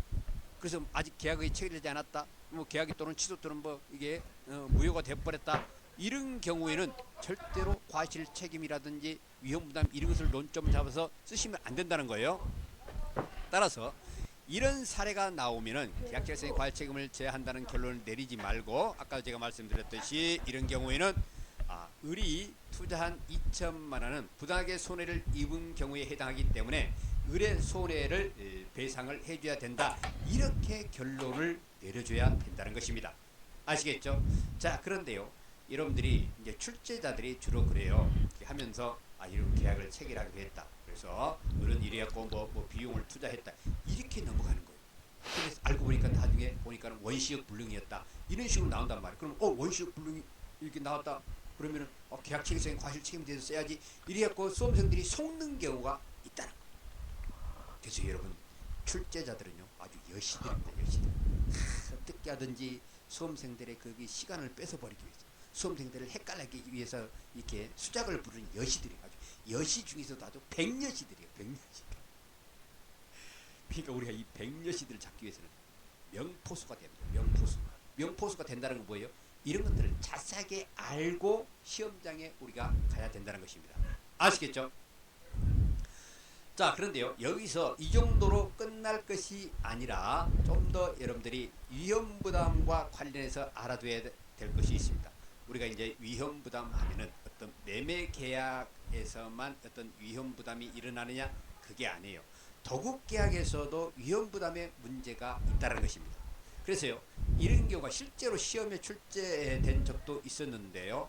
만약에 도급계약과 관련해서 위험부담의 문제가 나왔다 그러면 도급계약에 관해서도 어떤 쓰는 문제, 이제 요즘 이제 분설용으로 두 문제 내지는 세 문제 이렇게 내는 경우도 있지 않습니까? 그래서 도급계약에서 쓰라고 하고 또 하나는 이게 뭐 위험부담에 대해서 쓰라고 하는 경우도 있을 수 있다는 거예요. 그래서요, 우리가 이제 이 도급계약에 있어서의 위험부담의 문제도 알아두어야 되는데, 자, 밑에 봐보세요. 건축을 위한 도급계약의 사례를 주면서 위험부담을 묻는 경우가 있으니 참고하기 바란다. 도급계약에서 위험부담은 크게 두 가지가 있습니다. 그래서 이제 예를 들어서 제가 어떤 건축업자에게 내 전원주택 하나 지어주시오. 이게 도급계약을 줬다고 합시다. 자, 그러면은 이때 위험부담은 어떻게 되냐? 자, 위험부담이라는 게 뭐예요? 어떠한 이제 뭐 쌍방에 과실 없지 집이 그냥 갑자기 태풍이 불고 폭우가 쏟아져 가지고 산사태가 일어나고 집이 무너져 버렸다. 뭐 이런 경우 아닙니까? 자, 이런 경우에 누가 그 위험을 부담하느냐의 문제가 위험부담이에요. 자, 그러면은 1번 첫 번째 그게 두 가지가 있는데 수급인이 이를 완성하여 인도하기 전에 쌍방에 과실 없는 사유로 멸실한 경우가 있고, 그다음에 두 번째는 도급인이 실행지체 중에 급부 불능이 된 경우, 이런 경우가 있다는 거예요. 그러면은 이렇게 1번인 경우에는 우리나라 민법에서는 어떻게 하냐면은 채무자 부담주의를 택하고 있어요. 채무자가 져야 된다. 그러니까 예를 들어서 이처럼 건축을 위한 도급계약에서는 채무자인 수급인이 책임을 진다. 여기서 수급인은 누구예요? 건축업자. 건축을 한 사람이죠. 건축을 한 사람이 책임을 져야 된다는 거, 이때는. 따라서 수급인은 도급인에게 비용이나 보수를 청구할 수 없고, 보수의 일부를 이미 받은 경우에는 도급인에게 반환하여야 한다. 채무자 부담주의가 채택되고 있죠. 이미 우리가 공부했듯이. 이건 여러분들 아시겠죠? 자, 그런데 이제 2번인 경우에는 이제 예외적으로 이제 채권적 부담주의가 있는데, 도급인이요? 예를 들어서 건축주가 내가 다 건축을 했는데 내가 수령을 하지 않아. 그런 중에 어떻게 내려가 버렸어. 폭우가 산사태가 일어나고 없어져 버렸어. 이런 경우에는 누가 책임입니까? 당연히 건축주가 책임을 지는 것이죠. 도급인이요. 그래서 2번인 경우는 수급인은 도급인에게 보수를 청구할 수 있다. 즉 건축업자는 건축주에게 보수를 청구할 수 있다. 이렇게 이제 우리가 이제 결론이 이어지는 것이죠. 그래서요, 만약에 이제 여러분들이 문제에서 이제 도급계약에서의 위험부담의 문제가 나오면은 이제 거기서도 이제 분설용으로 나올 수도 있고 그런데 만약에 한 문제로 나온다 그러면은 이렇게 답안을 작성하시면 된다는 거죠. 문제 좀 써주고 그다음에 도국계약이란 우리가 이제 서브노트 있죠. 그다음에 위험부담이란 서브노트 있죠. 그다음에 도국계약이 있으세요. 위험부담 이것은 뭐 이렇게 간단하게 이렇게 써주시면 되죠. 이렇게 써주시면 되고 그다음에 결론에서는 사안의 경우에는 이게 수급인이 이를 완성하여 인도하기 전에 쌍방의 책임 없는 사유로 멸실한 경우에 해당되어 이거는 건축업자인 수급인이 책임을 져야 한다. 이런 식으로 이제 결론이 내려져야 된다는 것입니다. 중요한 것은 꼭 이러한 사례로만 나오는 것이 아니라 이처럼 위험부담의 문제는 매매 계약에서뿐만 아니라 도국 계약에서도 이런 게 출제가 되고 있다는 거 여러분들이 꼭 기억하시기 바랍니다. 그리고 이제 나머지는 이제 거기 우리 이제 기출 문제 제가 이제 그 모범 답안을 다 올려드리는데 그걸 보고 여러분들이 한번 쫙 이렇게 써보시면 됩니다. 자 이렇게 해가지고요 이번 시간은 여기까지만 합시다. 여기까지 하고 이제 다음 시간에 또 동시행 항변권부터 공부를 하도록 하겠습니다. 자 여러분들 계속 화이팅 하시기 바랍니다.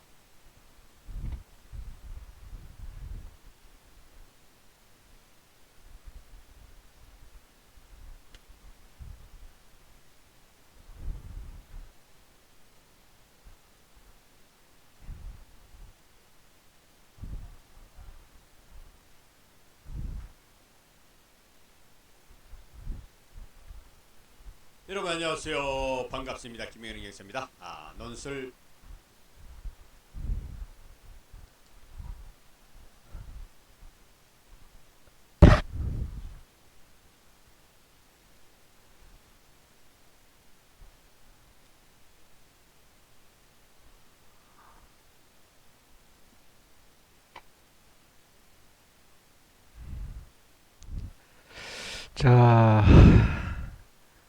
자, 이번 시간은 논술 왕비결 4강 감역발 주요 논점 2가 되겠습니다.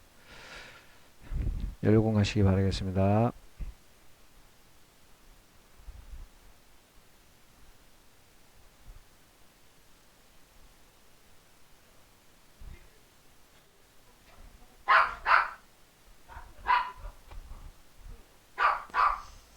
여러분 안녕하세요. 반갑습니다. 김현영 경사입니다. 논술 왕비결 네 번째 강의 시작하도록 하겠습니다. 지금 우리가 논술 사례 문제를 찾기 위해서 지금 공부를 하고 있습니다. 지금 우리가요 민법 계약법에 관해서 이제 공부를 하고 있는데 민법 계약법에서 이제 총론 파트에서 6가지 중요한 주제가 있는데 그 중에서 이제 우리가 전번 시간에 계약체결성의 과실 책임, 그다음에 위험 부담에 관해서 이제 공부를 했고 이번 시간에는 동시이행 항변권부터 공부를 하도록 하겠습니다. 여러분 동시이행 항변권이 뭐예요? 쉽게 말하면은 동시에 이행합시다 이렇게 항변할 수 있는 권리가 동시이행 항변권이죠. 그래서요 이러한 사례를 한번 보도록 하겠습니다. 여러분들 이 논술을 공부할 때는요 이러한 사례들을 자꾸 읽어봐야 되고 이러한 사례들이 눈에 익숙해져야 됩니다. 그렇지 않으면요 이제 시험장에 갑은 상가에 대하여 시험장에 을과 문제가 면매계약을 있어요. 길게 체결했다. 나오면은 갑이 을에게 목적물의 인도문을 이행하지 문건이 논술 않으면서 사례 문제잖아요. 잔금 지급을 요구하였다. 1번부터 이때 눈앞에 을이 캄캄해져 등기에 필요한 캄캄하다 서류와 그러면은 목적물의 캄캄해졌다 인도를 할 그러면은 때까지 잔금 어떻게 지급을 돼요? 하지 잘 않겠다고 몰라요. 했다. 식은땀 줄줄 을이 전에 흘리다가 특한 그냥 문제에 관하여 돌아올 수도 있는 설명하시오. 거예요.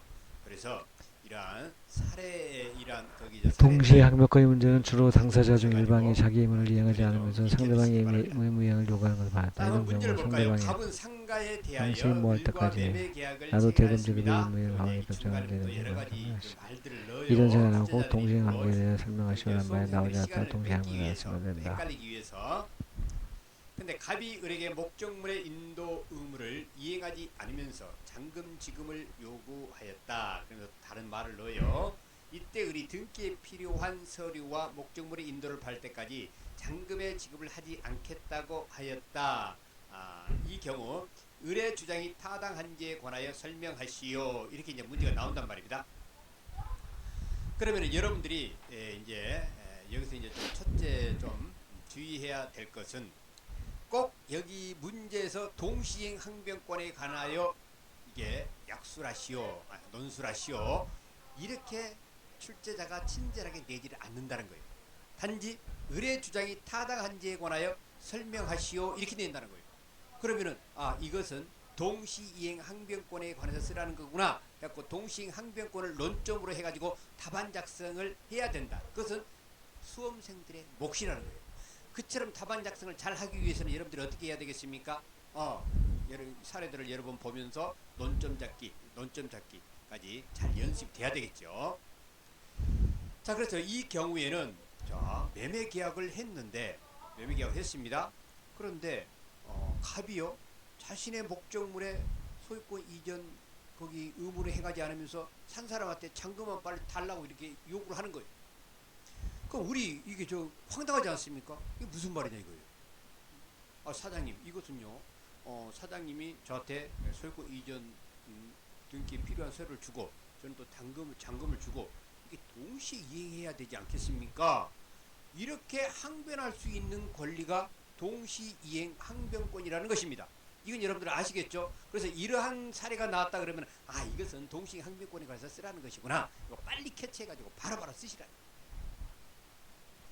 자, 그런데 이제 밑에를 좀 보겠습니다. 좀 더 주의하기 위해서 동시이행 항변권의 문제는 주로 당사자 중 일방이 자기의 의무를 이행하지 않으면서 상대방의 의무를 요구하는 경우에 발생한다 이거예요. 이런 경우는요 사실은 이런 사례가 그렇게 흔치는 않습니다. 근데 이렇게 얘기하시는 분들은 대부분 사기꾼에 가까운 사람들이에요. 동시에 이행해야지 자기 것은 안 하고 돈만 달라고 한다. 거의 사기꾼에 가까운 사람들이라는 거예요. 근데 이런 일이 여러분들에게 닥쳤다 그러면은 이건 동시에 이행합시다 해갖고는 딱 거절하면 된다는 것입니다. 아시겠죠? 자, 이런 경우 상대방이 당신이 그러니까 집을 산 사람이 이거죠. 당신이 소유권 이전을 할 때까지 나도 거기 잔금 이행을 거부하겠다고 이제 주장을 해야 되는 것이죠. 그죠? 주장하는데 이러한 주장이 맞는지에 관해서 설명하시오. 이제 이런 식으로 이제 나온다는 거예요, 여러분. 네. 자, 이런 사례가 나오면은요, 꼭 동시행 항변권에 관하여 설명하시오. 라는 말이 나오지 않더라도 아까도 제가 말씀드렸듯이 동시이행 항변권을 논점으로 잡아서 여러분들이 쓰시면 됩니다.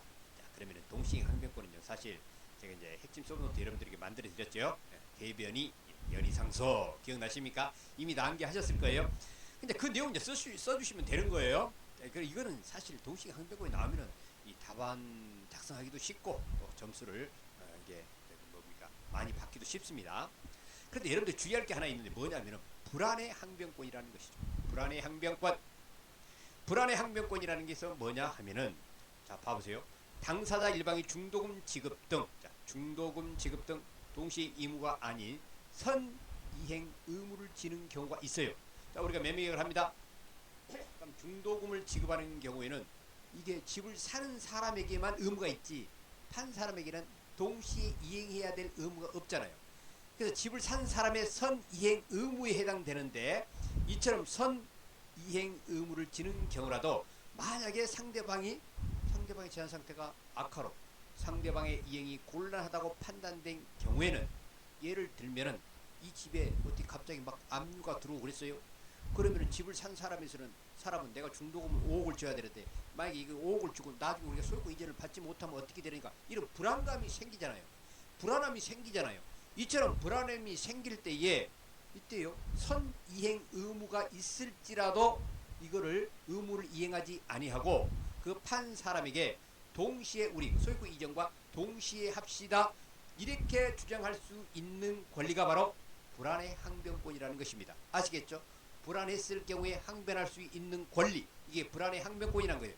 중요한 것은 뭐냐 하면은 이처럼 불안할 때도 동시행 항변권을 주장할 수 있다라는 것 그걸 여러분들이 꼭 잊지 마시기 바랍니다. 아시겠죠?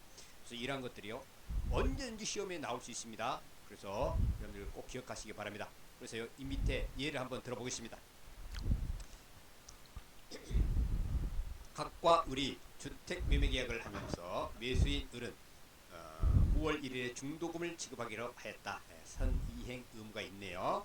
그런데 중도금 지급길에 매매 대상 주택 등기부 등본을 확인한 결과 뭔가 불안했나봐요. 그래서 한번 불안하지 않더라도 또 우리가 한번 확인차 이제 등기부 등본을 떼보지 않습니까? 자, 확인한 결과 갑의 세금 체납으로 그 이제 그 부동산에 압류 등기가 되어 있는 것을 확인을 했어요. 확인했다 그러면 이때도 중도금 줘야 됩니까? 이때는 주지 말라는 거예요. 불안하잖아요. 나중에 소유권 못 받고 나중에 거기서 국세청에서 만약에 그 압류한 다음에 그 집을 갖다가 공매 처분해버리면 어떻게 되겠습니까? 소유권을 못 받는 거예요. 그러니까 자기가 중도금 5억 줬다 하면 그것도 다 날리는 거예요. 계약금 중도금 다 날릴 수도 있는 거예요. 사기당할 수가 있다는 거예요. 그래서 을은 갑의 이행이 곤란하다고 판단되어 중도금 지급을 거절하였다. 자, 을의 주장이 타당한지 설명하시오. 이렇게 문제가 나온다는 말이에요. 이런 경우 어떻게 써야 되겠습니까? 이럴 때 이제 동시행 항변권을 쓰면서 불안의 항변권을 써줘야 된다는 것입니다. 아시겠죠? 그래서 이런 문제가 나올 때 이렇게 쓰시면 됩니다. 자, 문제점 씁니다. 자, 문제점 쓰고 뭐 결론 내리고 이런 방법은요 또 나중에 우리가 배우니까 그냥 넘어가시고, 자, 문제점 씁니다. 그 다음에 동시행 항변권, 우리 암기된 것 간단하게 쓰시고, 그다음에 불안의 항변권, 이 내용을, 불안의 항변권 이 내용을 여러분들 이제 써주시면 되죠. 이 내용만 간단하게. 그 다음에 이제 결론을 내리면서 사안의 경우 세금 체납으로 압류 등기가 된 상태이므로 상대방의 이행이 곤란하다고 판단되어 을은 중도금 지급을 거절할 수 있다. 따라서 을의 주장은 타당하며 을은 동시행 항변권을 주장할 수 있다 해가지고 끝 하면 되는, 아주 훌륭한 모범 답안이 되는 거예요. 아시겠죠? 그래서 동시행 항변권은 당연히 여러분들이 알고 있어야 되고, 그 다음에 이 불안의 항변권도 꼭 알고 계시기 바랍니다. 자, 그 다음 제3자를 위한 계약이 있습니다. 제3자를 위한 계약은요, 이게 뭐 약술 문제로 이렇게 뭐 출제가 되고 그랬지만은, 이 제3자를 위한 계약은요, 이 논술 사례 문제로 얼마든지 낼 수 있어요. 저한테 만약에 출제를 하라고 그러면 저는 이걸 내겠어요. 왜냐하면 이게 출제하기 아주 좋거든요. 그래서 제3자를 위한 계약은 여러분들 또 이것도 잘 알아두셔야 되는데, 제3자를 위한 계약은 논술 문제로도 나올 수 있고 약술 문제로도 출제될 수가 있습니다. 그래서 필히 여러분들이 암기해야 될 게 제3자의 지위, 유학자의 지위, 나약자의 지위 이런 것들을 필히 암기해 두시기 바랍니다. 자, 그러면은 이 밑에서요, 논술 사례 문제로 나올 경우에, 자, 이런 사례 이렇게 나왔을 경우는 어떻게 해야 되는가 한번 보겠습니다. 갑이 A 목적물을 을에게 팔기로 하는 매매 계약을 체결했어요. 자, 매매 대금을 병에게 지급하기로 하는 계약을 체결하였다. 자, 여러분들이 이해를 쉽게 해서 제가 예를 드리겠습니다. 할아버지가 집이 두 채, 한 채를 팔아서 이제 결혼하려고 하는 손자에게 그 돈을 주려고 해요. 그러면 할아버지가 그 집을 산 사람한테 이렇게 얘기합니다. 자, 제가 소유권 이전을 해드릴 테니까 그 대금 5억은 우리 손자에게 주시오. 제3자인 우리 손자에게 주시오. 이렇게 체결하는 계약을 제3자를 위한 계약이라고 우리가 이미 공부를 했지요. 자, 이런 경우를 생각하면서 위 계약에서 병이 수익의 의사표시를 한 후, 병은 손자입니다. 손자가 수익의 의사표시, 내가 그 돈을 받겠다고 의사표시를 했습니다. 의사표시를 했어요. 자, 그러면은요, 을이 대금을 의사표시했는데 을이 대금을 지급하지 않은 경우 갑은 계약을 해지할 수 있는지에 관하여 설명하시오. 자, 여러분 설명할 수 있습니까? 두 번째, 병과 을의 법률 관계에 관하여 또 설명하시오. 이렇게 출제가 될 수 있다는 것입니다. 이렇게 비슷하게 또 나올 수 있다는 거예요. 그러면은 여러분들이요, 여기서 이제 좀 주의해야 될 게 뭐냐면은, 병은 누굽니까? 그 손자죠. 수익을 받을 자. 병이 수익의 의사표시를 한 후 갑이 을의 채무 불이행을 이유로 계약을 해지할 수 있느냐, 이걸 여러분들이 우선적으로 알아둬야 됩니다. 우선적으로. 아시겠죠? 자, 그래서 원칙적으로는 제3자가 수익의 의사표시를 하면은 이때 권리가 확정이 됩니다. 확정이. 그 손자의 권리가 확정이 돼요. 따라서 이때부터는 계약의 당사자는 누구예요? 그 할아버지와 그 할아버지의 집을 사는 사람. 이 계약의 당사자는 이를 변경 또는 소멸시키지 못한다는 거예요. 소멸시킬 수가 없어요. 이게 원칙이에요. 그런데 시험에는 예외가 나오지 않습니까? 대부분. 그러나 요약자는 할아버지입니다. 계약을 요구한 사람이 할아버지죠. 낙약자, 집을 산 사람이죠. 낙약자의 채무 불이행을 이유로 계약을 해지한 경우에는 변경 또는 소멸시킬 수 있다는 거예요. 원칙적으로는, 자, 제3자의 손자가 수익의 의사표시를 했습니다. 권리가 확정됐습니다. 자, 그런 다음에는 이제 당사자는 이를 변경 또는 소멸시키지 못한데, 낙약자가 채무를 불이행한 경우에는 이때는 이게 소멸, 변경 또는 소멸을 시킬 수 있다. 따라서 을이 병에 대하여 채무의 불이행을 한 경우 갑 할아버지는 계약을 해지하고 이로 인하여 제3자인 병의 고래를 소멸시킬 수 있다는 거. 아시겠죠? 이거 꼭 주의하시기 바랍니다. 그 다음에 요약자가 낙약자에게, 자, 할아버지가 집을 산 사람에게 사기 강박을 한 경우는 어떻게 되는가? 이런 경우는요, 낙약자, 집을 산 사람은 언제든지 자신의 의사표시를 취소할 수 있고 제3자에게 대항할 수 있다 이거예요. 사기 강박을 당했기 때문에 이게 의사표시를 취소해버릴 수 있다는 거예요. 그럼 취소를 함으로써 이 3자의 권리가 확정되었을지라도 이게 제3자에게 대항할 수 있다. 대항할 수 있다는 거 뭐예요? 제3자에게 나는 그 대금 너한테 줄 수 없다. 이렇게 얘기할 수 있다는 거예요. 그래서 이 두 가지 경우를 여러분들 꼭꼭 머릿속에 담아두시기 바랍니다. 아시겠죠? 자, 그 다음에 이제 우리가 이제 민법 통론에서 이제 6가지 중요한 주제들이 있다고 했죠. 계약의 성립, 그 다음에 계약 책임성의 과실책임, 그 다음에 위헌부당, 그 다음에 동시이행 항변권, 그 다음에 제3자를 위한 계약, 그 다음에 마지막으로 계약의 해제와 해지가 있는데, 이제 마지막 주제인 계약의 해제와 해지에 관해서 공부를 하겠습니다. 계약의 해제와 해지는요, 이제 이미 뭐 몇 번 출제가 됐고, 그 다음에 앞으로도 언제든지 이제 다른 계약과 연결해서 이제 출제가 될 수 있는 그러한 주제죠. 자, 한번 보겠습니다. 갑과 을이 아파트 매매 계약을 하였습니다. 근데 을이 이행을 지체해요. 근데 갑이 계약을 해제하려고 합니다. 자, 이 경우 물음 1번. 갑이 계약을 해제할 수 있는지에 관하여 설명하시오. 자, 이렇게 나온다는 거예요. 두 번째 물음이 분설형으로 나왔네요. 20점, 20점짜리로. 원래 논술이 40점이지 않습니까? 20점, 20점 이렇게 나올 수도 있습니다. 갑이 해제할 경우 해제 절차와 해제의 효과에 관하여 논하시오. 근데 이렇게 나와 있는 거예요. 자, 그러면은요, 여러분 이제 2번부터 볼까요? 여러분 해제할 경우 해제 절차와 해제 효과에 관하여 논하시오 이렇게 되어 있는데, 이건 여러분들 이미 우리가 이제 공부를 충분히 했죠. 자, 이행지체로 인해 가지고 해제한다. 이행지체가 됐다 하면 이거는 법정 해제 사유에 해당되죠. 그럼 법정 해제 사유에 해당된 경우에 이 계약을 해제하기 위해서는 먼저 상대방에게 채고를 하죠. 채고. 언제까지 하시오? 채고를 하죠. 근데 채고를 했는데도 그 기간까지 이행을 하지 않아 그때 이제 해제권이 발생이 됩니다. 그럼 해제권이 발생됐다고 계약이 해제가 되느냐? 아니죠. 이제 해제권이 발생됐던 그 다음에 내가 이 계약을 해제하겠소라는 의사표시를 해야 그때 비로소 계약이 해제된다. 이러한 것들을 이제 여러분들이 이제 써주고 그 다음에 해제 효과를 써주면 되는 것입니다. 자, 그러면은 갑이 계약을 해제할 수 있는지에 관해 설명하시오. 이거에 대해서는 어떻게 해야 됩니까? 당연히 갑이 계약을 했는데 이행지체를 했습니까? 법정 해제 사유에 해당되지 않습니까? 따라서 이런 경우에는 계약을 해제할 수가 있는 것이죠. 당연하죠? 그런데 여러분들이요, 이제 주의할 게 봐보세요. 주의할 게 3가지가 있습니다. 해제권은 채고 기간이 만료할 때 발생하지요. 자, 채고를 했습니다. 근데 채고 기간까지도 하지 않아? 그럼 그때 이제 해제권이 발생한다는 거예요.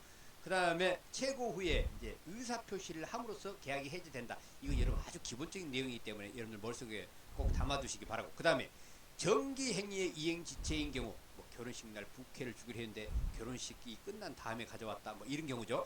정기행위의 이행지체라는 경우, 이때는 채고 없이 즉시 해제권을 행사할 수 있다. 이것도 여러분들 잊지 마시기 바라고요. 그 다음에 주의 3이 있는데, 중도금 지급 등 이행의 착수가 있는 경우에는 해제가 불가능하다는 것입니다. 아시겠죠?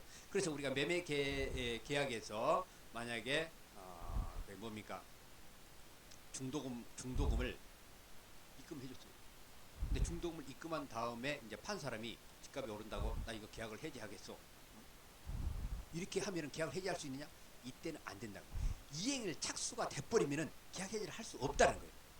그걸 여러분들 꼭 기억하시기 바랍니다. 그래서 이게 과연 이행의 착수에 해당되느냐 안 되느냐 그것도 알아야 되겠고, 만약에 이행 착수, 중도금 지급 등의 이행의 착수가 됐다 그러면은 계약 해제를 할 수 있다 없다? 없다는 거예요. 그걸 여러분들 꼭 주의하시기 바랍니다. 자, 이렇게 해가지고요, 이제 민법계약법 이제 총론 파트 이제 거기 관해서 이제 설명을 마치고요.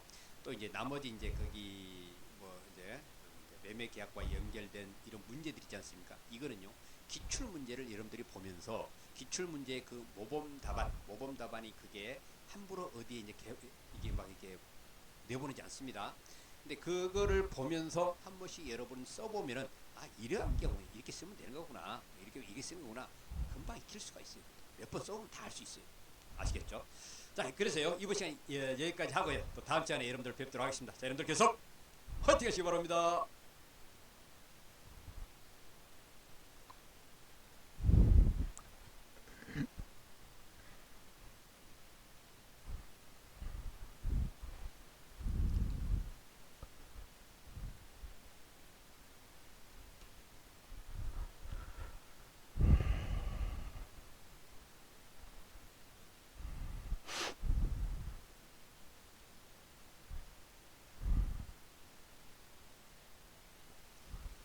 여러분 안녕하세요. 반갑습니다. 김현영 경사입니다. 논술 왕비결.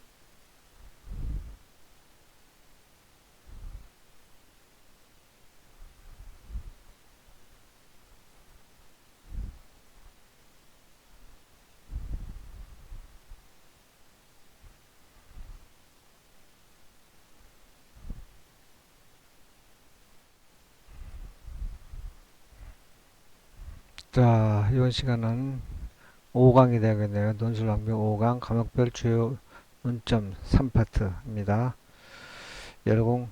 열공하십시오.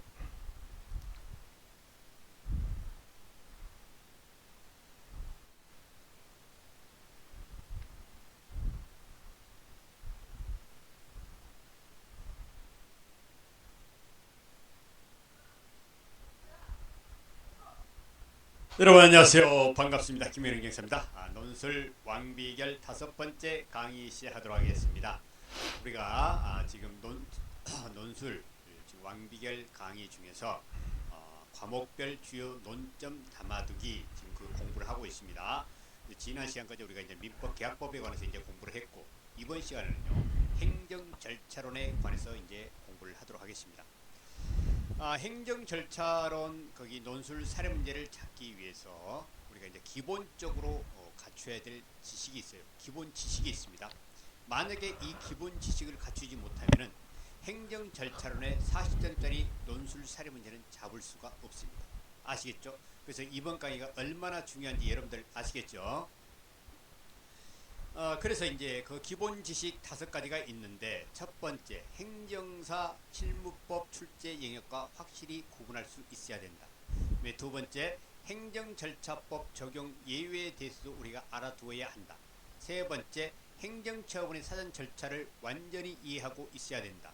네 번째 사전 통지 대상과 그 다음에 예외에 대해서 알아두어야 한다. 그 다음에 5번째 처분의 하자와 하자의 치유에 대해서 확실히 알아두어야 한다. 이렇게 되어 있습니다. 그래서 이 5가지 이 기본 지식에 관해서 제가 여러분들에게 설명을 하겠습니다. 먼저요. 이 행정사 실무법 출제 영역과 확실히 구분하라 되어 있는데 행정절차론과 행정사 실무법을 딱 구분하는 선이 있습니다. 그게 뭐냐 하면은 처분이에요. 처분.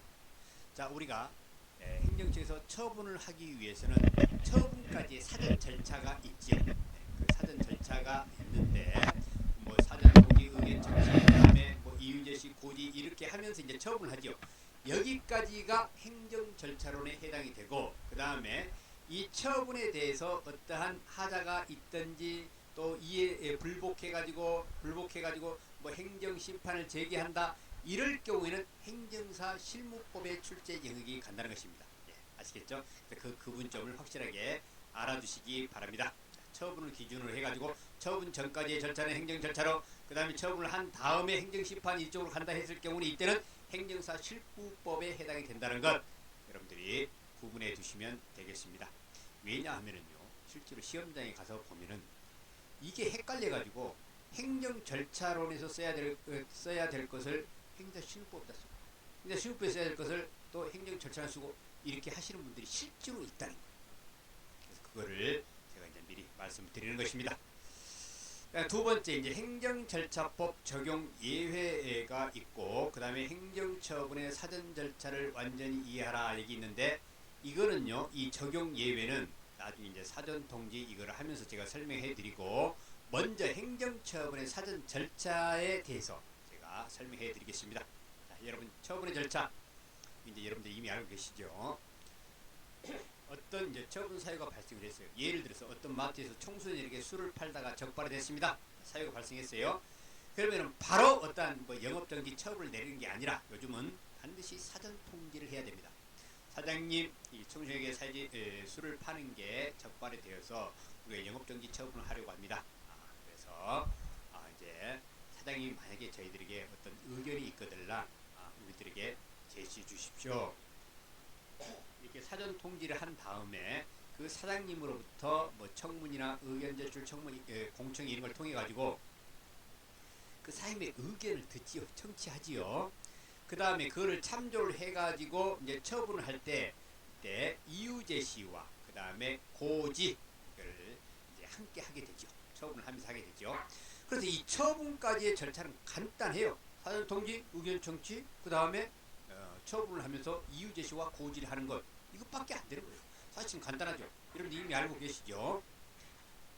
그래서 이 절차를 여러분들 확실하게 알아두시기 바라고, 만약에 행정처분을 함에 있어서 이러한 절차를 거치지 않은 경우에는 행정절차법 위반으로 해가지고 이때는 위법한 처분이 된다는 것. 위법한 처분이 됐다 그러면 나중에 행정쟁송을 제기할 수 있다는 것. 즉 행정심판이나 행정소송을 제기할 수 있다는 것. 이거를 여러분들이 이해해 두시면 되겠습니다.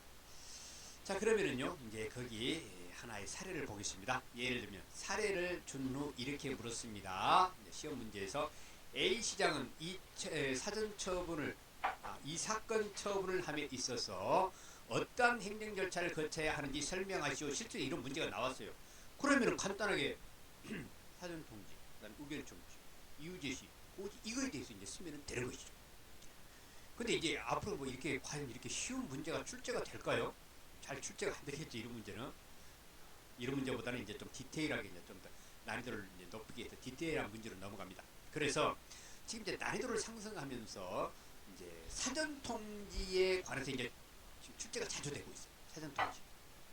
왜 그러냐 하면은 사전 통지는요, 이게 사전 통지의 대상이 있고 또 예외가 되는 부분들이 있어요.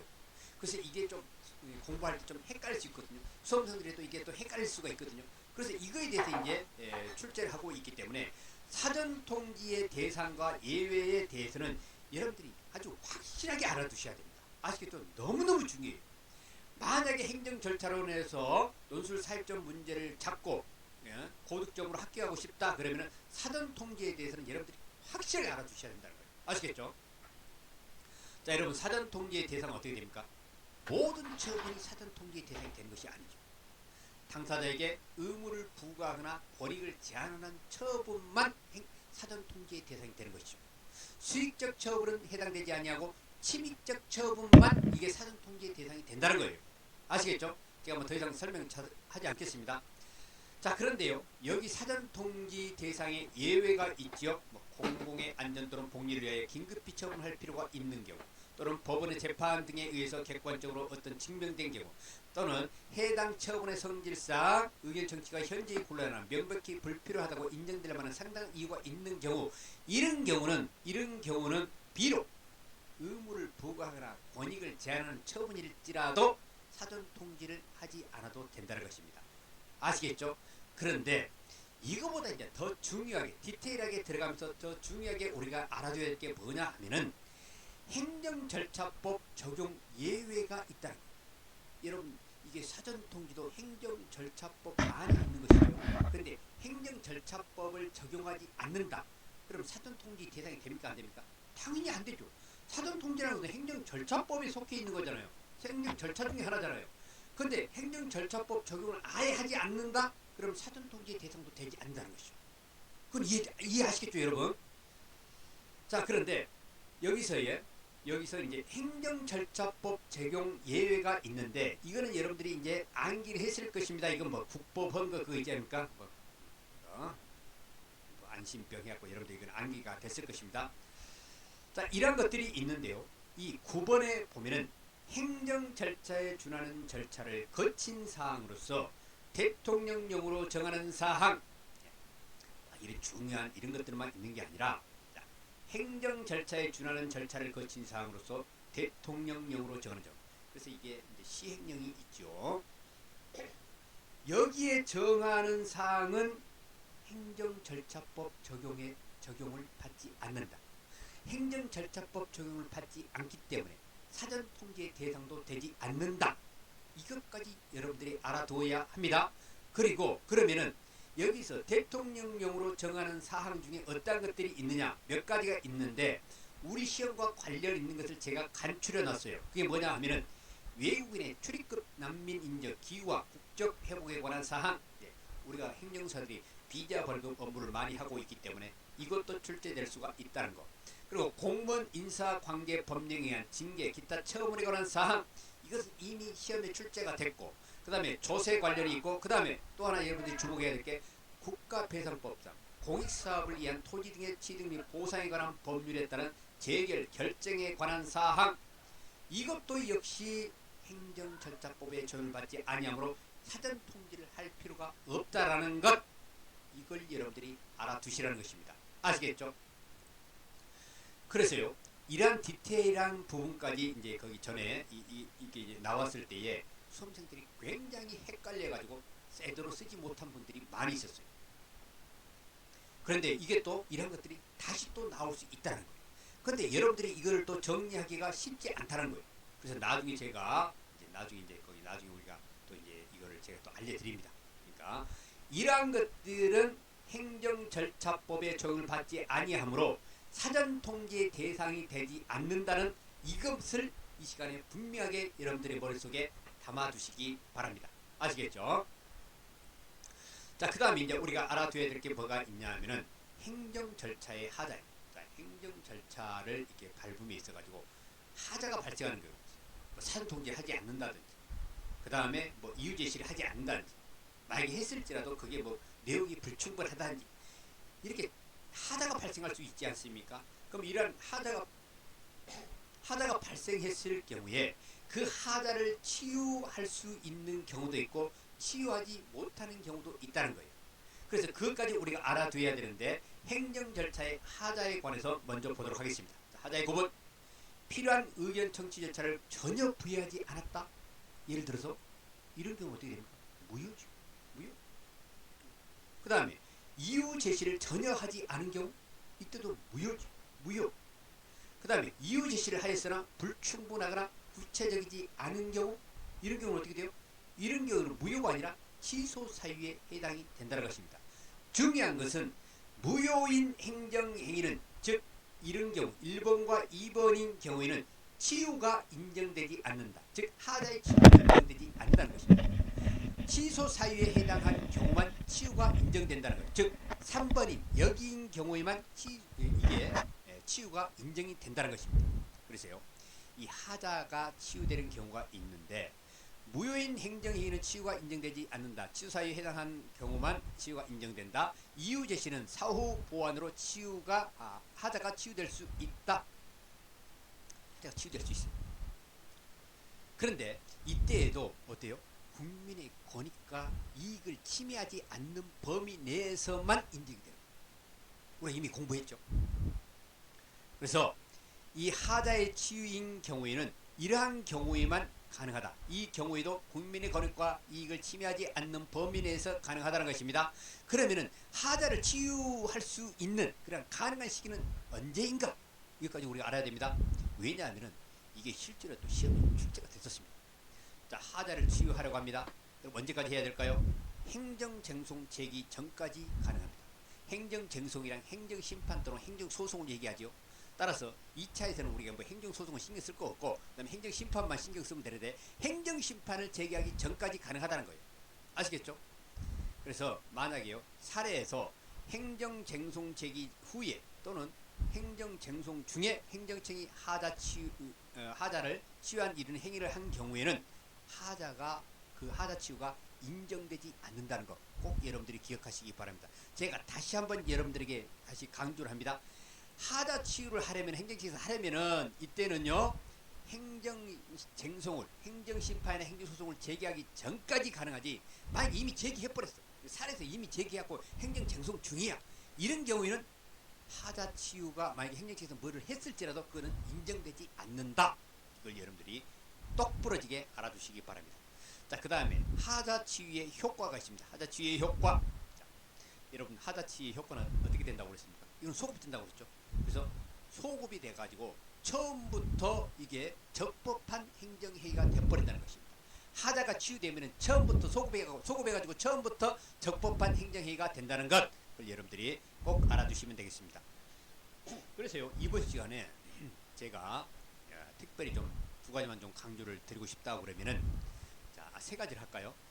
처분의 절차는 분명하게 여러분들이 이거를 알아두셔야 된다는 것. 그리고 두 번째는요, 사전 통지의 대상을 알아둬야 되는데, 여기에서의 예외, 사전 통지를 하지 않아야 되는 경우는 여기 사전 통지 예외도 있지만은 행정절차법에 적용을 받지 아니하는 이러한 것도 역시 사전 통지 예외에 해당이 된다는 것을 꼭 여러분들 기억해 두시라는 것입니다. 그리고 세 번째는 뭡니까? 행정절차에 하자가 있는데 하자가 치유될 수 있는 게 있고 없는 게 있다. 그리고 하자 치유는 행정쟁송 제기 전까지 해야 된다. 그리고 만약에 하자가 치유되었을 경우는 소급하여서 처음부터 유효한 행정회의가 된다. 이것까지 여러분들이 확실하게 알아주시면 되겠습니다. 자, 그래서요, 이번 시간은 여기까지 하고 또 다음 시간에 여러분들 뵙도록 하겠습니다. 자, 여러분들 계속 파이팅 하시기 바랍니다.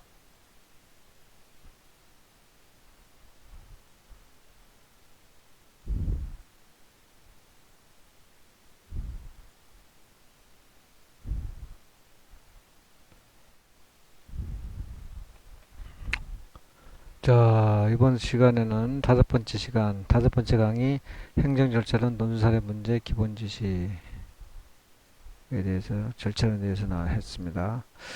자, 다음 시간은 이제 6강에 대해서 아마 행정사 실무법이 나올 것 같습니다.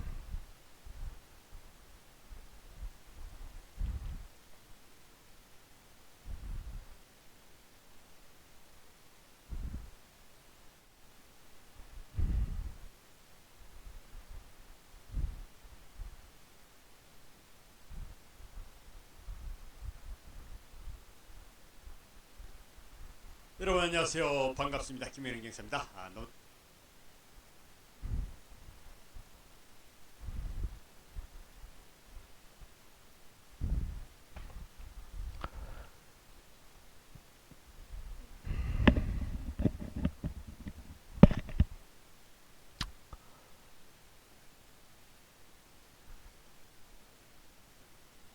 자,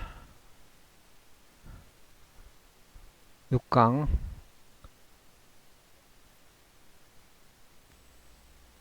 여러분 안녕하세요. 반갑습니다. 김현영 경사입니다. 논술 왕비결 6번째 강의 시작하도록 하겠습니다. 우리가 지금 과목별 주요 논점 담아두기 그 공부를 하고 있는데요. 이제 행정사 실무법을 행정사 이제 공부할 실무법. 차례입니다. 시작하기 전에요, 제가 좀 양해를 구할 것은, 제가 이제 뭐 다른 학원의 강사들보다 강의하는 게 양이 굉장히 많아요. 그러다 보니까 목 상태가 항상 좀 이제 피곤한 상태입니다. 그러다 보니까 이제 중간중간마다 이제 기침을 하는 경우가 있는데, 그걸 여러분들 좀 양해해 주시기 바랍니다. 자, 행정사 실무법 이제 시작합니다. 자, 행정사 실무법과 행정절차론, 거기에 이제 구분점이 있다고 그랬는데, 구분선이 그 처분이라고 했습니다. 그래서 행정청에서 처분을 하기까지의 과정을 다루는 것이 행정절차론이고, 처분을 한 이후에 그 처분에 대해서 불복 신청으로서의 행정심판을 제기하는 이거를 다루는 것이 행정사 실무법이에요. 그런데 이 행정사 실무법은 합격하기가 참 쉽다라는 것이죠. 왜 그러냐 하면은 행정사 실무법은 관련법이 3개밖에 되지 않습니다. 행정심판법, 비송사건 절차법, 행정사법, 이 3개밖에 되질 않아요. 근데 이 중에서 행정심판법에서 논술 사례 문제가 나온다라는 것이죠. 그러면은 거의 지금 여기 논술 왕비결에서 행정심판법 이거에 관해서 강의를 들어버리면은 이제 어떻게 됩니까? 50%가 이제 끝나는 거예요. 그 나머지 50%는 비송사건 절차법에서 약술 문제 2문제, 행정사법에서 약술 문제 1문제. 근데 이 비송사건과 행정사법의 그 암기법이 그렇게 많느냐? 또 많지도 않아요. 학기하기가 아주 쉽습니다. 대신 완벽하게 합격하기 위해서는 여러분들이 논술 40점 사례 문제 이거를 꼭 잡아야 된다는 거 기억하시고 이 강의를 들으시기 바랍니다. 자, 행정심판에 관해서 이제 주로 묻는 질문들이 있어요. 여기서 묻는 질문이라는 것은 뭐냐 하면은 시험에 출제되는 것을 얘기하는 것입니다. 자, 1번 청구한 행정심판 청구가 인용될 수 있는지 설명하시오. 자, 이러이러한 사례가 있어가지고 이러이러 해가지고 행정심판을 청구했습니다. 이게 과연 행정심판위원회로부터 인용받을 수 있는지를 설명하시오. 자, 이런 질문이 있고, 그 다음에 행정심판의 대상 적격 청구인 적격에 해당하는지를 설명하시오. 자, 이렇게 해가지고 이런 처분을 가지고 행정심판을 제기했습니다. 이게 과연 행정심판의 대상이 되는지, 그리고 이 사람은 청구인 적격에 해당되는지를 설명하시오. 이런 또 질문을 한다는 것입니다. 따라서 이런 것은요, 우리가 기본적으로 알고 있어야 됩니다. 사실 이 정도는 좀 수준이 논술 사례 문제로 나온다면 수준이 낮아요. 거둬주는 점수예요. 이제는 이 단계가 넘어섰다고 볼 수 있습니다. 그러나 언제든지 이런 것들이 또 출제될 수 있기 때문에 여러분들은 반드시 알고 있어야 되는 것입니다. 자, 이러한 질문에 여러분들이 훌륭한 답안을 작성하기 위해서 네 가지를 기본적으로 알고 있어야 되는데, 첫 번째, 행정심판 청구 대상. 어떤 게 됐으면 이것이 행정심판의 청구 대상이 되는가 안 되는가, 이걸 적격 여부라고 그러죠. 행정심판 청구 대상 적격 여부, 이걸 알아야 되겠고, 그 다음에 청구인의 적격 여부, 이것도 알아야 되겠고, 그 다음에 피청구인의 적격 여부, 그 다음에 네 번째, 행정심판 청구 기간. 이 네 가지는 여러분들이 기본적으로 알고 있어야 된다는 것이죠. 그래서요, 이 네 가지에 대해서 여러분들에게 이제 여러분과 함께 이제 공부를 할 것이고, 그 외에 여기 밑에 보면은 5번에 보면은 행정심판위원회 구제 해가지고 뭐 집행정지, 임시처분 이런 것도 있고, 그다음에 직접처분과 강제 이런 것들이 있고, 그 밖에도 우리가 암기해야 될 10가지 것들이 있다는 거예요. 행정실무법에서. 그거를 이제 제가 이제 이 논술 완결 강의 제일 마지막 이제 거기 시간에 거의 마지막 시간에 제가 그걸 또 알려드릴 것입니다. 정리해 드리는 거예요, 여러분들에게. 그것은 지금은 알 필요가 없습니다. 그래서 이러한 것들이 이제 시험에 출제가 되고 있는데, 이제 기본적으로 우리가 알아야 될 것은 이거라는 것이죠. 근데 이게 어렵냐? 어렵지 않다는 거예요. 우리 이미 공부했잖아요. 그렇지 않습니까? 자, 그러면은 행정심판에 관한 5가지 지시, 여기서 5가지라 하지 말고 이제는 4가지 합시다. 4가지 기본 지식이 있습니다. 이 위에 4가지. 이겁니다. 그 행정심판의 대상. 여러분들 행정심판의 대상은 뭡니까? 행정청의 처분 또는 부작입니다. 행정청이 한 처분 또는 행정청의 부작위가 행정심판의 대상이 되는 것입니다. 그래서 어떠한 처분이라도 또 어떠한 부작이라도 우리가 행정심판을 제기할 수는 있습니다. 그런데 봐보세요.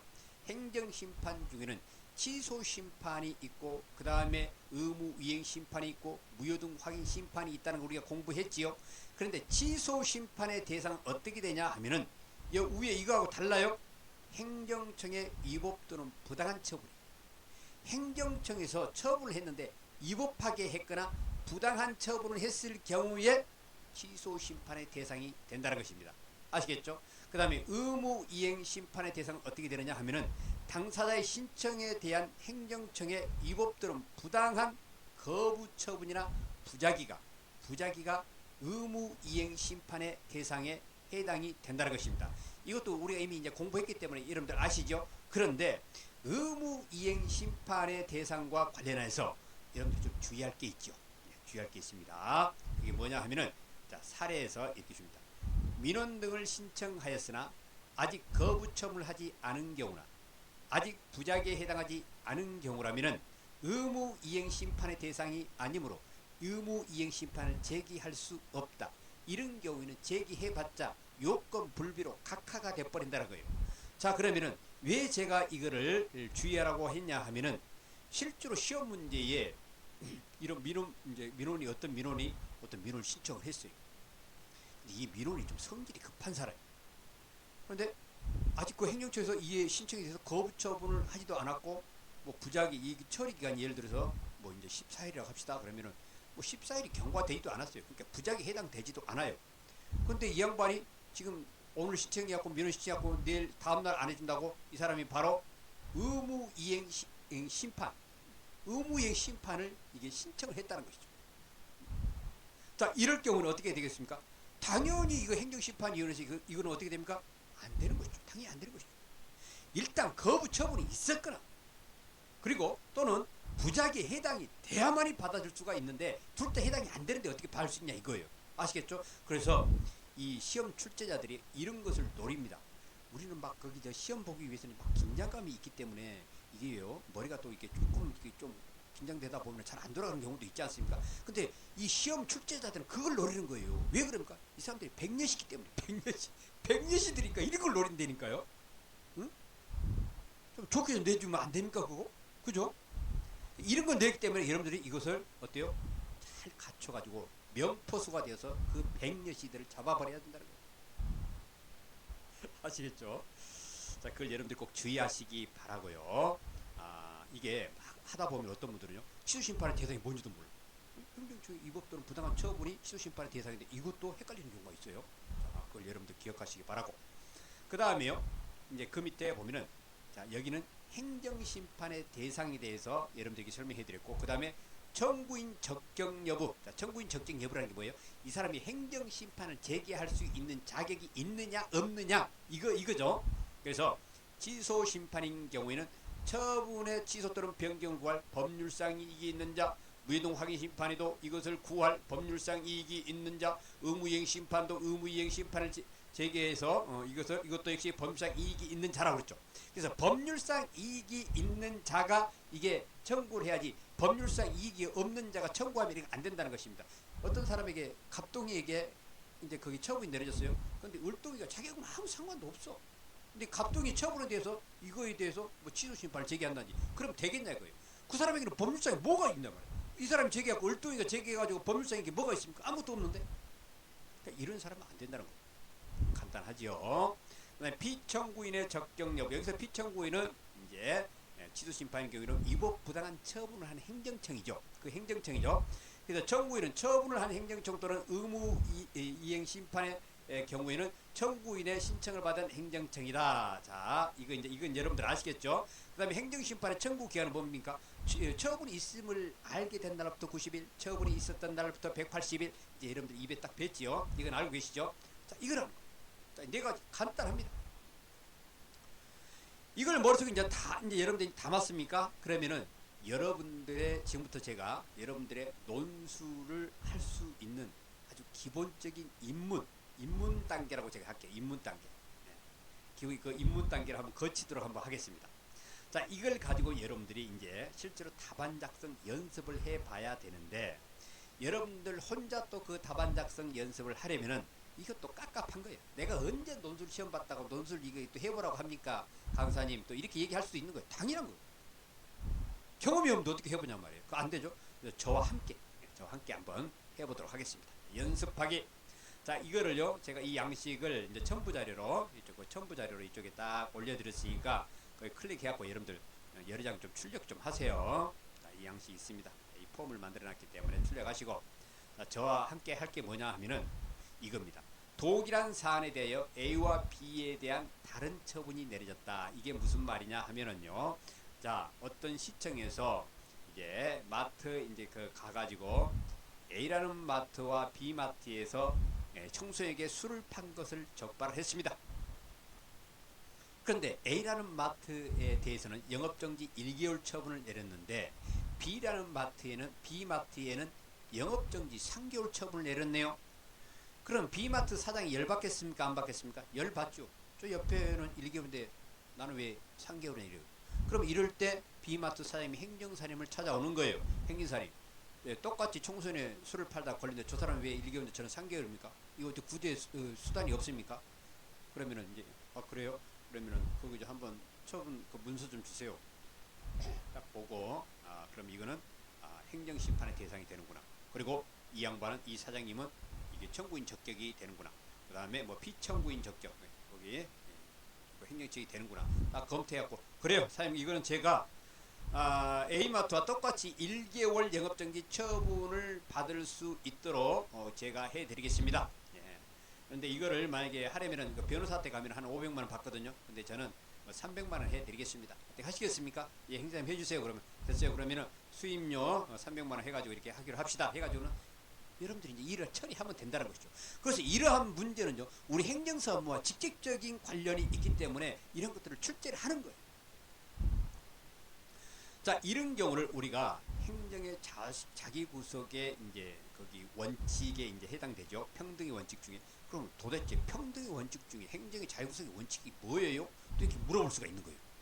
그러면은 제가 이제 어떻게 답변을 드리냐 하면은 우리가 이제 행정법을 공부할 때에 행정법의 일반 원칙이라는 게 있어요. 거기에 뭐 평등의 원칙, 비례의 원칙, 신뢰 보호의 원칙, 뭐 그런 것들 여러 가지 있습니다. 거기 중에 행정의 자기 구속의 원칙이 있다는 거예요. 그래서 제가 여러분들에게 거기 1차 공부를 할 때에 만약에 시간이 나오면 행정법 공부를 많이 해라. 그러면은 거기에 내용들을 잘 알고 나면은 2차 공부할 때 쉽다 그랬어요. 왜 그걸 여러분들에게 강조하냐면 제가 2차 시험을 볼 때요. 브리타를 맞았는데 그때 마침 1차 때 공부한 내용들이 그게 생각이 나더라고요. 그래서 그 1차 때 공부한 내용을 끄집어내서 썼어요. 그래서 거기서 점수가 나오더라고요. 그래서 이거는 우리가 이제 행정법에서 공부할 때 행정법의 일반 원칙에 이제 공부할 때 이런 것을 공부를 했죠. 자, 그런데 이것은 이제 그냥 여러분들이 이제 그냥 그렇게 알아두시고 제가 이런 것들을 또 제가 또 밑에 또 정리를 해드립니다. 자료를 드립니다. 자, 이런 문제가 나왔습니다. 그러면 이제 어떻게 답안을 작성하느냐? 1번 문제점. 예, 문제점. 간단하게 씁니다. 양가로 1번 해갖고 행정의 자유구속의 원칙이 위배되지 않았는지가 문제된다. 자, 이거 딱 사례를 보니까는 이건 딱 보니까는 어때요? 이제 여러 번 하다 보면 여러분들 눈에 딱 보입니다. 이게 딱 보니까 행정의 자유구속의 원칙이 위반이네. 딱 보이잖아요. 문제된다. 문제점 씁니다. 그러니까 두 번째는 취소 심판 청구가 가능한지가 문제된다. 이렇게 이제 문제 제기를 해둡니다. 자, 그 다음에 2번 취소 심판 청구 대상 적격 여부부터 이제 따져가는 거예요. 자, 취소 심판 청구 대상 적격 여부 원칙 행정청의 위법 또는 부당한 처분이 대상이 되지요. 이미 알고 있죠. 자, 사안의 경우에는 갑 행정청이 행한 처분은 행정의 자유구속의 원칙에 위법한 처분이므로 청구 대상 적격에 해당한다. 이렇게 간단하게 여러분 쓰세요. 어떤 사람은 뭐 몇 장 써야 합격하느냐 이런 거기 질문들을 하고 그러는데 그런 것들이 중요한 거 아니에요. 그게 출제자가 원하는 것은 많이 쓰는 게 원하는 게 아니라 그 핵심을 쓰는 걸 원하는 거예요. 그래서 일목요연하게 딱딱 쓰세요. 저도 그랬어요. 한 페이지를 넘어가지 않게 딱딱 썼습니다. 채점하기도 편하잖아요. 그래서 이렇게 쓰시고 그 다음에 세 번째는 청구인의 적격 여부. 자, 여기는 취소 심판 청구의 대상 적격 여부고 여기는 청구인의 적격 여부. 원칙이 뭡니까? 청구인의 적격 여부. 취소 심판 구할 법률상 이익이 있는 자이다. 쓰고 사안의 경우 B는 위법한 처분에 따른 불이익을 받았으므로 당해 처분을 취소할 법률상 이익이 있어 청구인 적격에 해당한다. 이렇게 간단하게 쓰시고 그 다음에 피청구인의 대상 적격 여부를 이제 써줘야 되겠죠. 자, 피청구인은 원칙적으로 위법 또는 부당한 처분을 한 행정청이죠. 근데 사안의 경우는 갑 행정청이 위법한 처분을 하기 때문에 피청구인 적격에 해당이 되죠. 그죠? 이렇게 간단하게 씁니다. 그 다음에 5번 취소 심판 청구 기간 원칙이 뭡니까? 처분을 안 날로부터 90일, 처분이 있는 날로부터 180일 일이죠. 이거. 자, 그러면 사안의 경우에는 여기는 뭐 별다른 기술이 없었을 경우에는 별다른 기술이 없어 기간 내 청구한 것으로 이제 본다 또는 사료된다 이렇게 나오고 만약에 시험에 어떤 기간이 나왔다 그러면은 그 기간을 딱 이렇게 봐가지고 기간 내 청구에 해당한다 이렇게 간단하게 쓰시면 됩니다. 자, 그 다음 이제 6번에 문제점에 대한 검토가 있는데 여기서 문제점이라는 게 1번은 우리가 문제점을 제기했잖아요. 1번 이거에 대해서 문제된다. 그 다음에 시도시험 청구 이게 문제된다. 이거에 대한 문제점에 대한 이제 검토를 하는 것입니다. 자, 문제점에 대한 검토. 1번 행정의 자유구속의 원칙이란 동일한 사안에 대하여 제3자에게 한 결정과 같은 결정을 상대방에게도 하도록 행정청이 구속을 받는 것을 말한다. 이렇게 해가지고요. 행정의 자기 구속의 원칙 이거는 이렇게 간단하게 써주시기 바랍니다. 그런데 어떤 분들은요. 시간도 없는데 행정의 자기 구속의 원칙의 의, 요건, 효력 뭐 여러 가지를 장황하게 쓰는데 그 사람들은 논술을 쓸 줄 모르는 거예요. 여기서 지금 출제자가 원하는 것은 행정심판 이게 뭐 되느냐 안 되느냐 이걸 묻는 것이지 행정의 자유구속의 원칙에 대해서 쓰라고 얘기하는 것은 아니잖아요. 그래서 이런 것들은 여러분들이 좀 간략하게 쓰시기 바랍니다. 아시겠죠? 자, 그러나 갑 행정청은 동일한 사안에 대하여 A에게 한 결정과 다른 결정을 B에게 하였으므로 행정의 자유구속의 원칙에 위배하였음이 명백하다. 자, 그러면은 문제 1에 대해서 이렇게 해결점을 써줬습니다. 그 다음에 문제 2에 대한 해결점은 뭐냐? 취소 심판 청구 대상 적격에 해당되고, 그 다음에 청구인 적격에 해당되고, 비청구인 적격에 해당되고, 그 다음에 취소 심판 청구 기간의 모든 요건을 충족하므로 B는 취소 심판을 청구할 수 있다. 이렇게 쓰거나 B는 취소 심판을 청구하여 인용받을 수 있다. 이런 식으로 쓰시면 되는 것입니다. 자, 그래서 이제 마지막에 7번에는 뭐 결론이나 또는 뭐 사안의 해결 이렇게 쓰셔도 됩니다. 갑 행정청이 행정의 자유구속의 원칙을 위배하여 위법한 처분을 하였으므로 B는 취소 심판을 청구하여 구제를 받을 수 있다. 뭐 인용받을 수 있다. 이런 식으로 쓰시고 끝에다가 끝 하면은 끝나는 거예요. 여러분 어때요?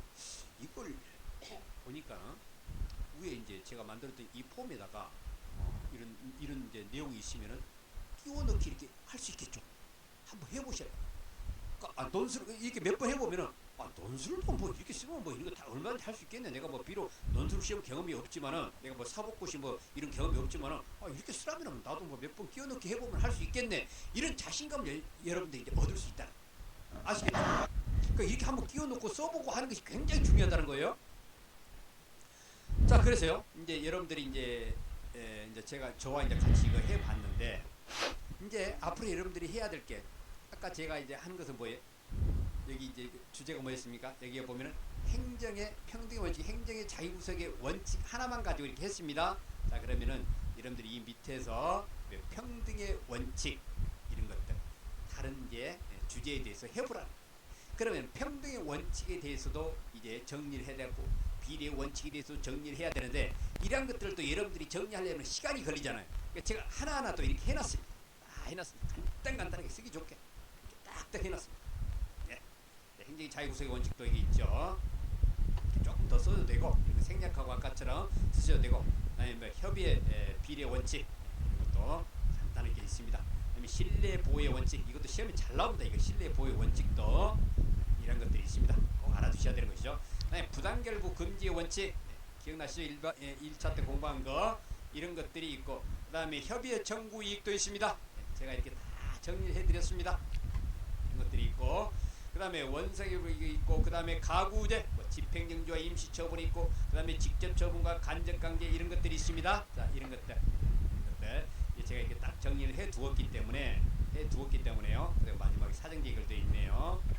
정리를 해두었기 때문에 이걸 보면서 여러분들이 위에 아까 있는 그 폼을 출력하셔가지고 한 번씩 끼워넣기 한 번씩이라도 한번 해보시라.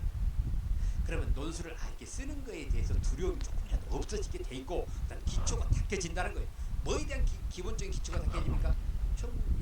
행정심판의 청구 대상, 그 다음에 청구인 적격, 피청구인 적격, 그 다음에 이게 행정심판 청구 기간 이런 것들에 대해서 기본적인 것이 닦여진다는 거예요.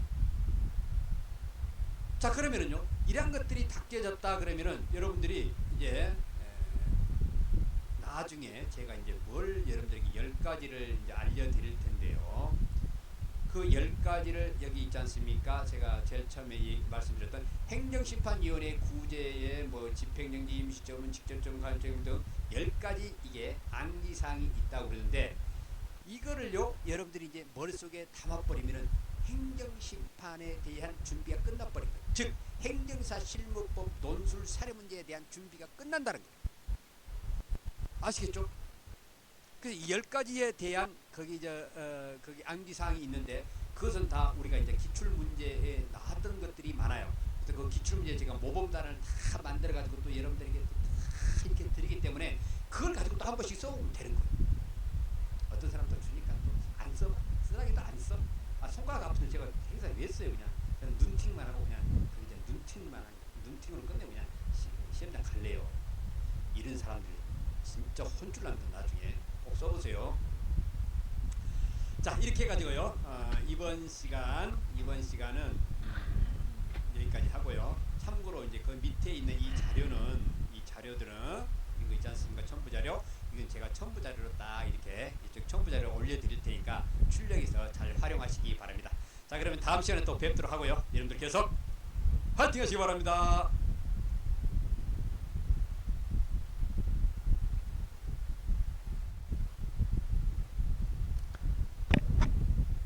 예, 자, 그래서 6강까지 그 강의를 마쳤고요. 이제는 에, 기출모험 답안과 실전 연습을 하겠습니다. 다음 시간부터는 기출모험 답안과 실전 연습 이렇게 하는 걸로 하겠습니다.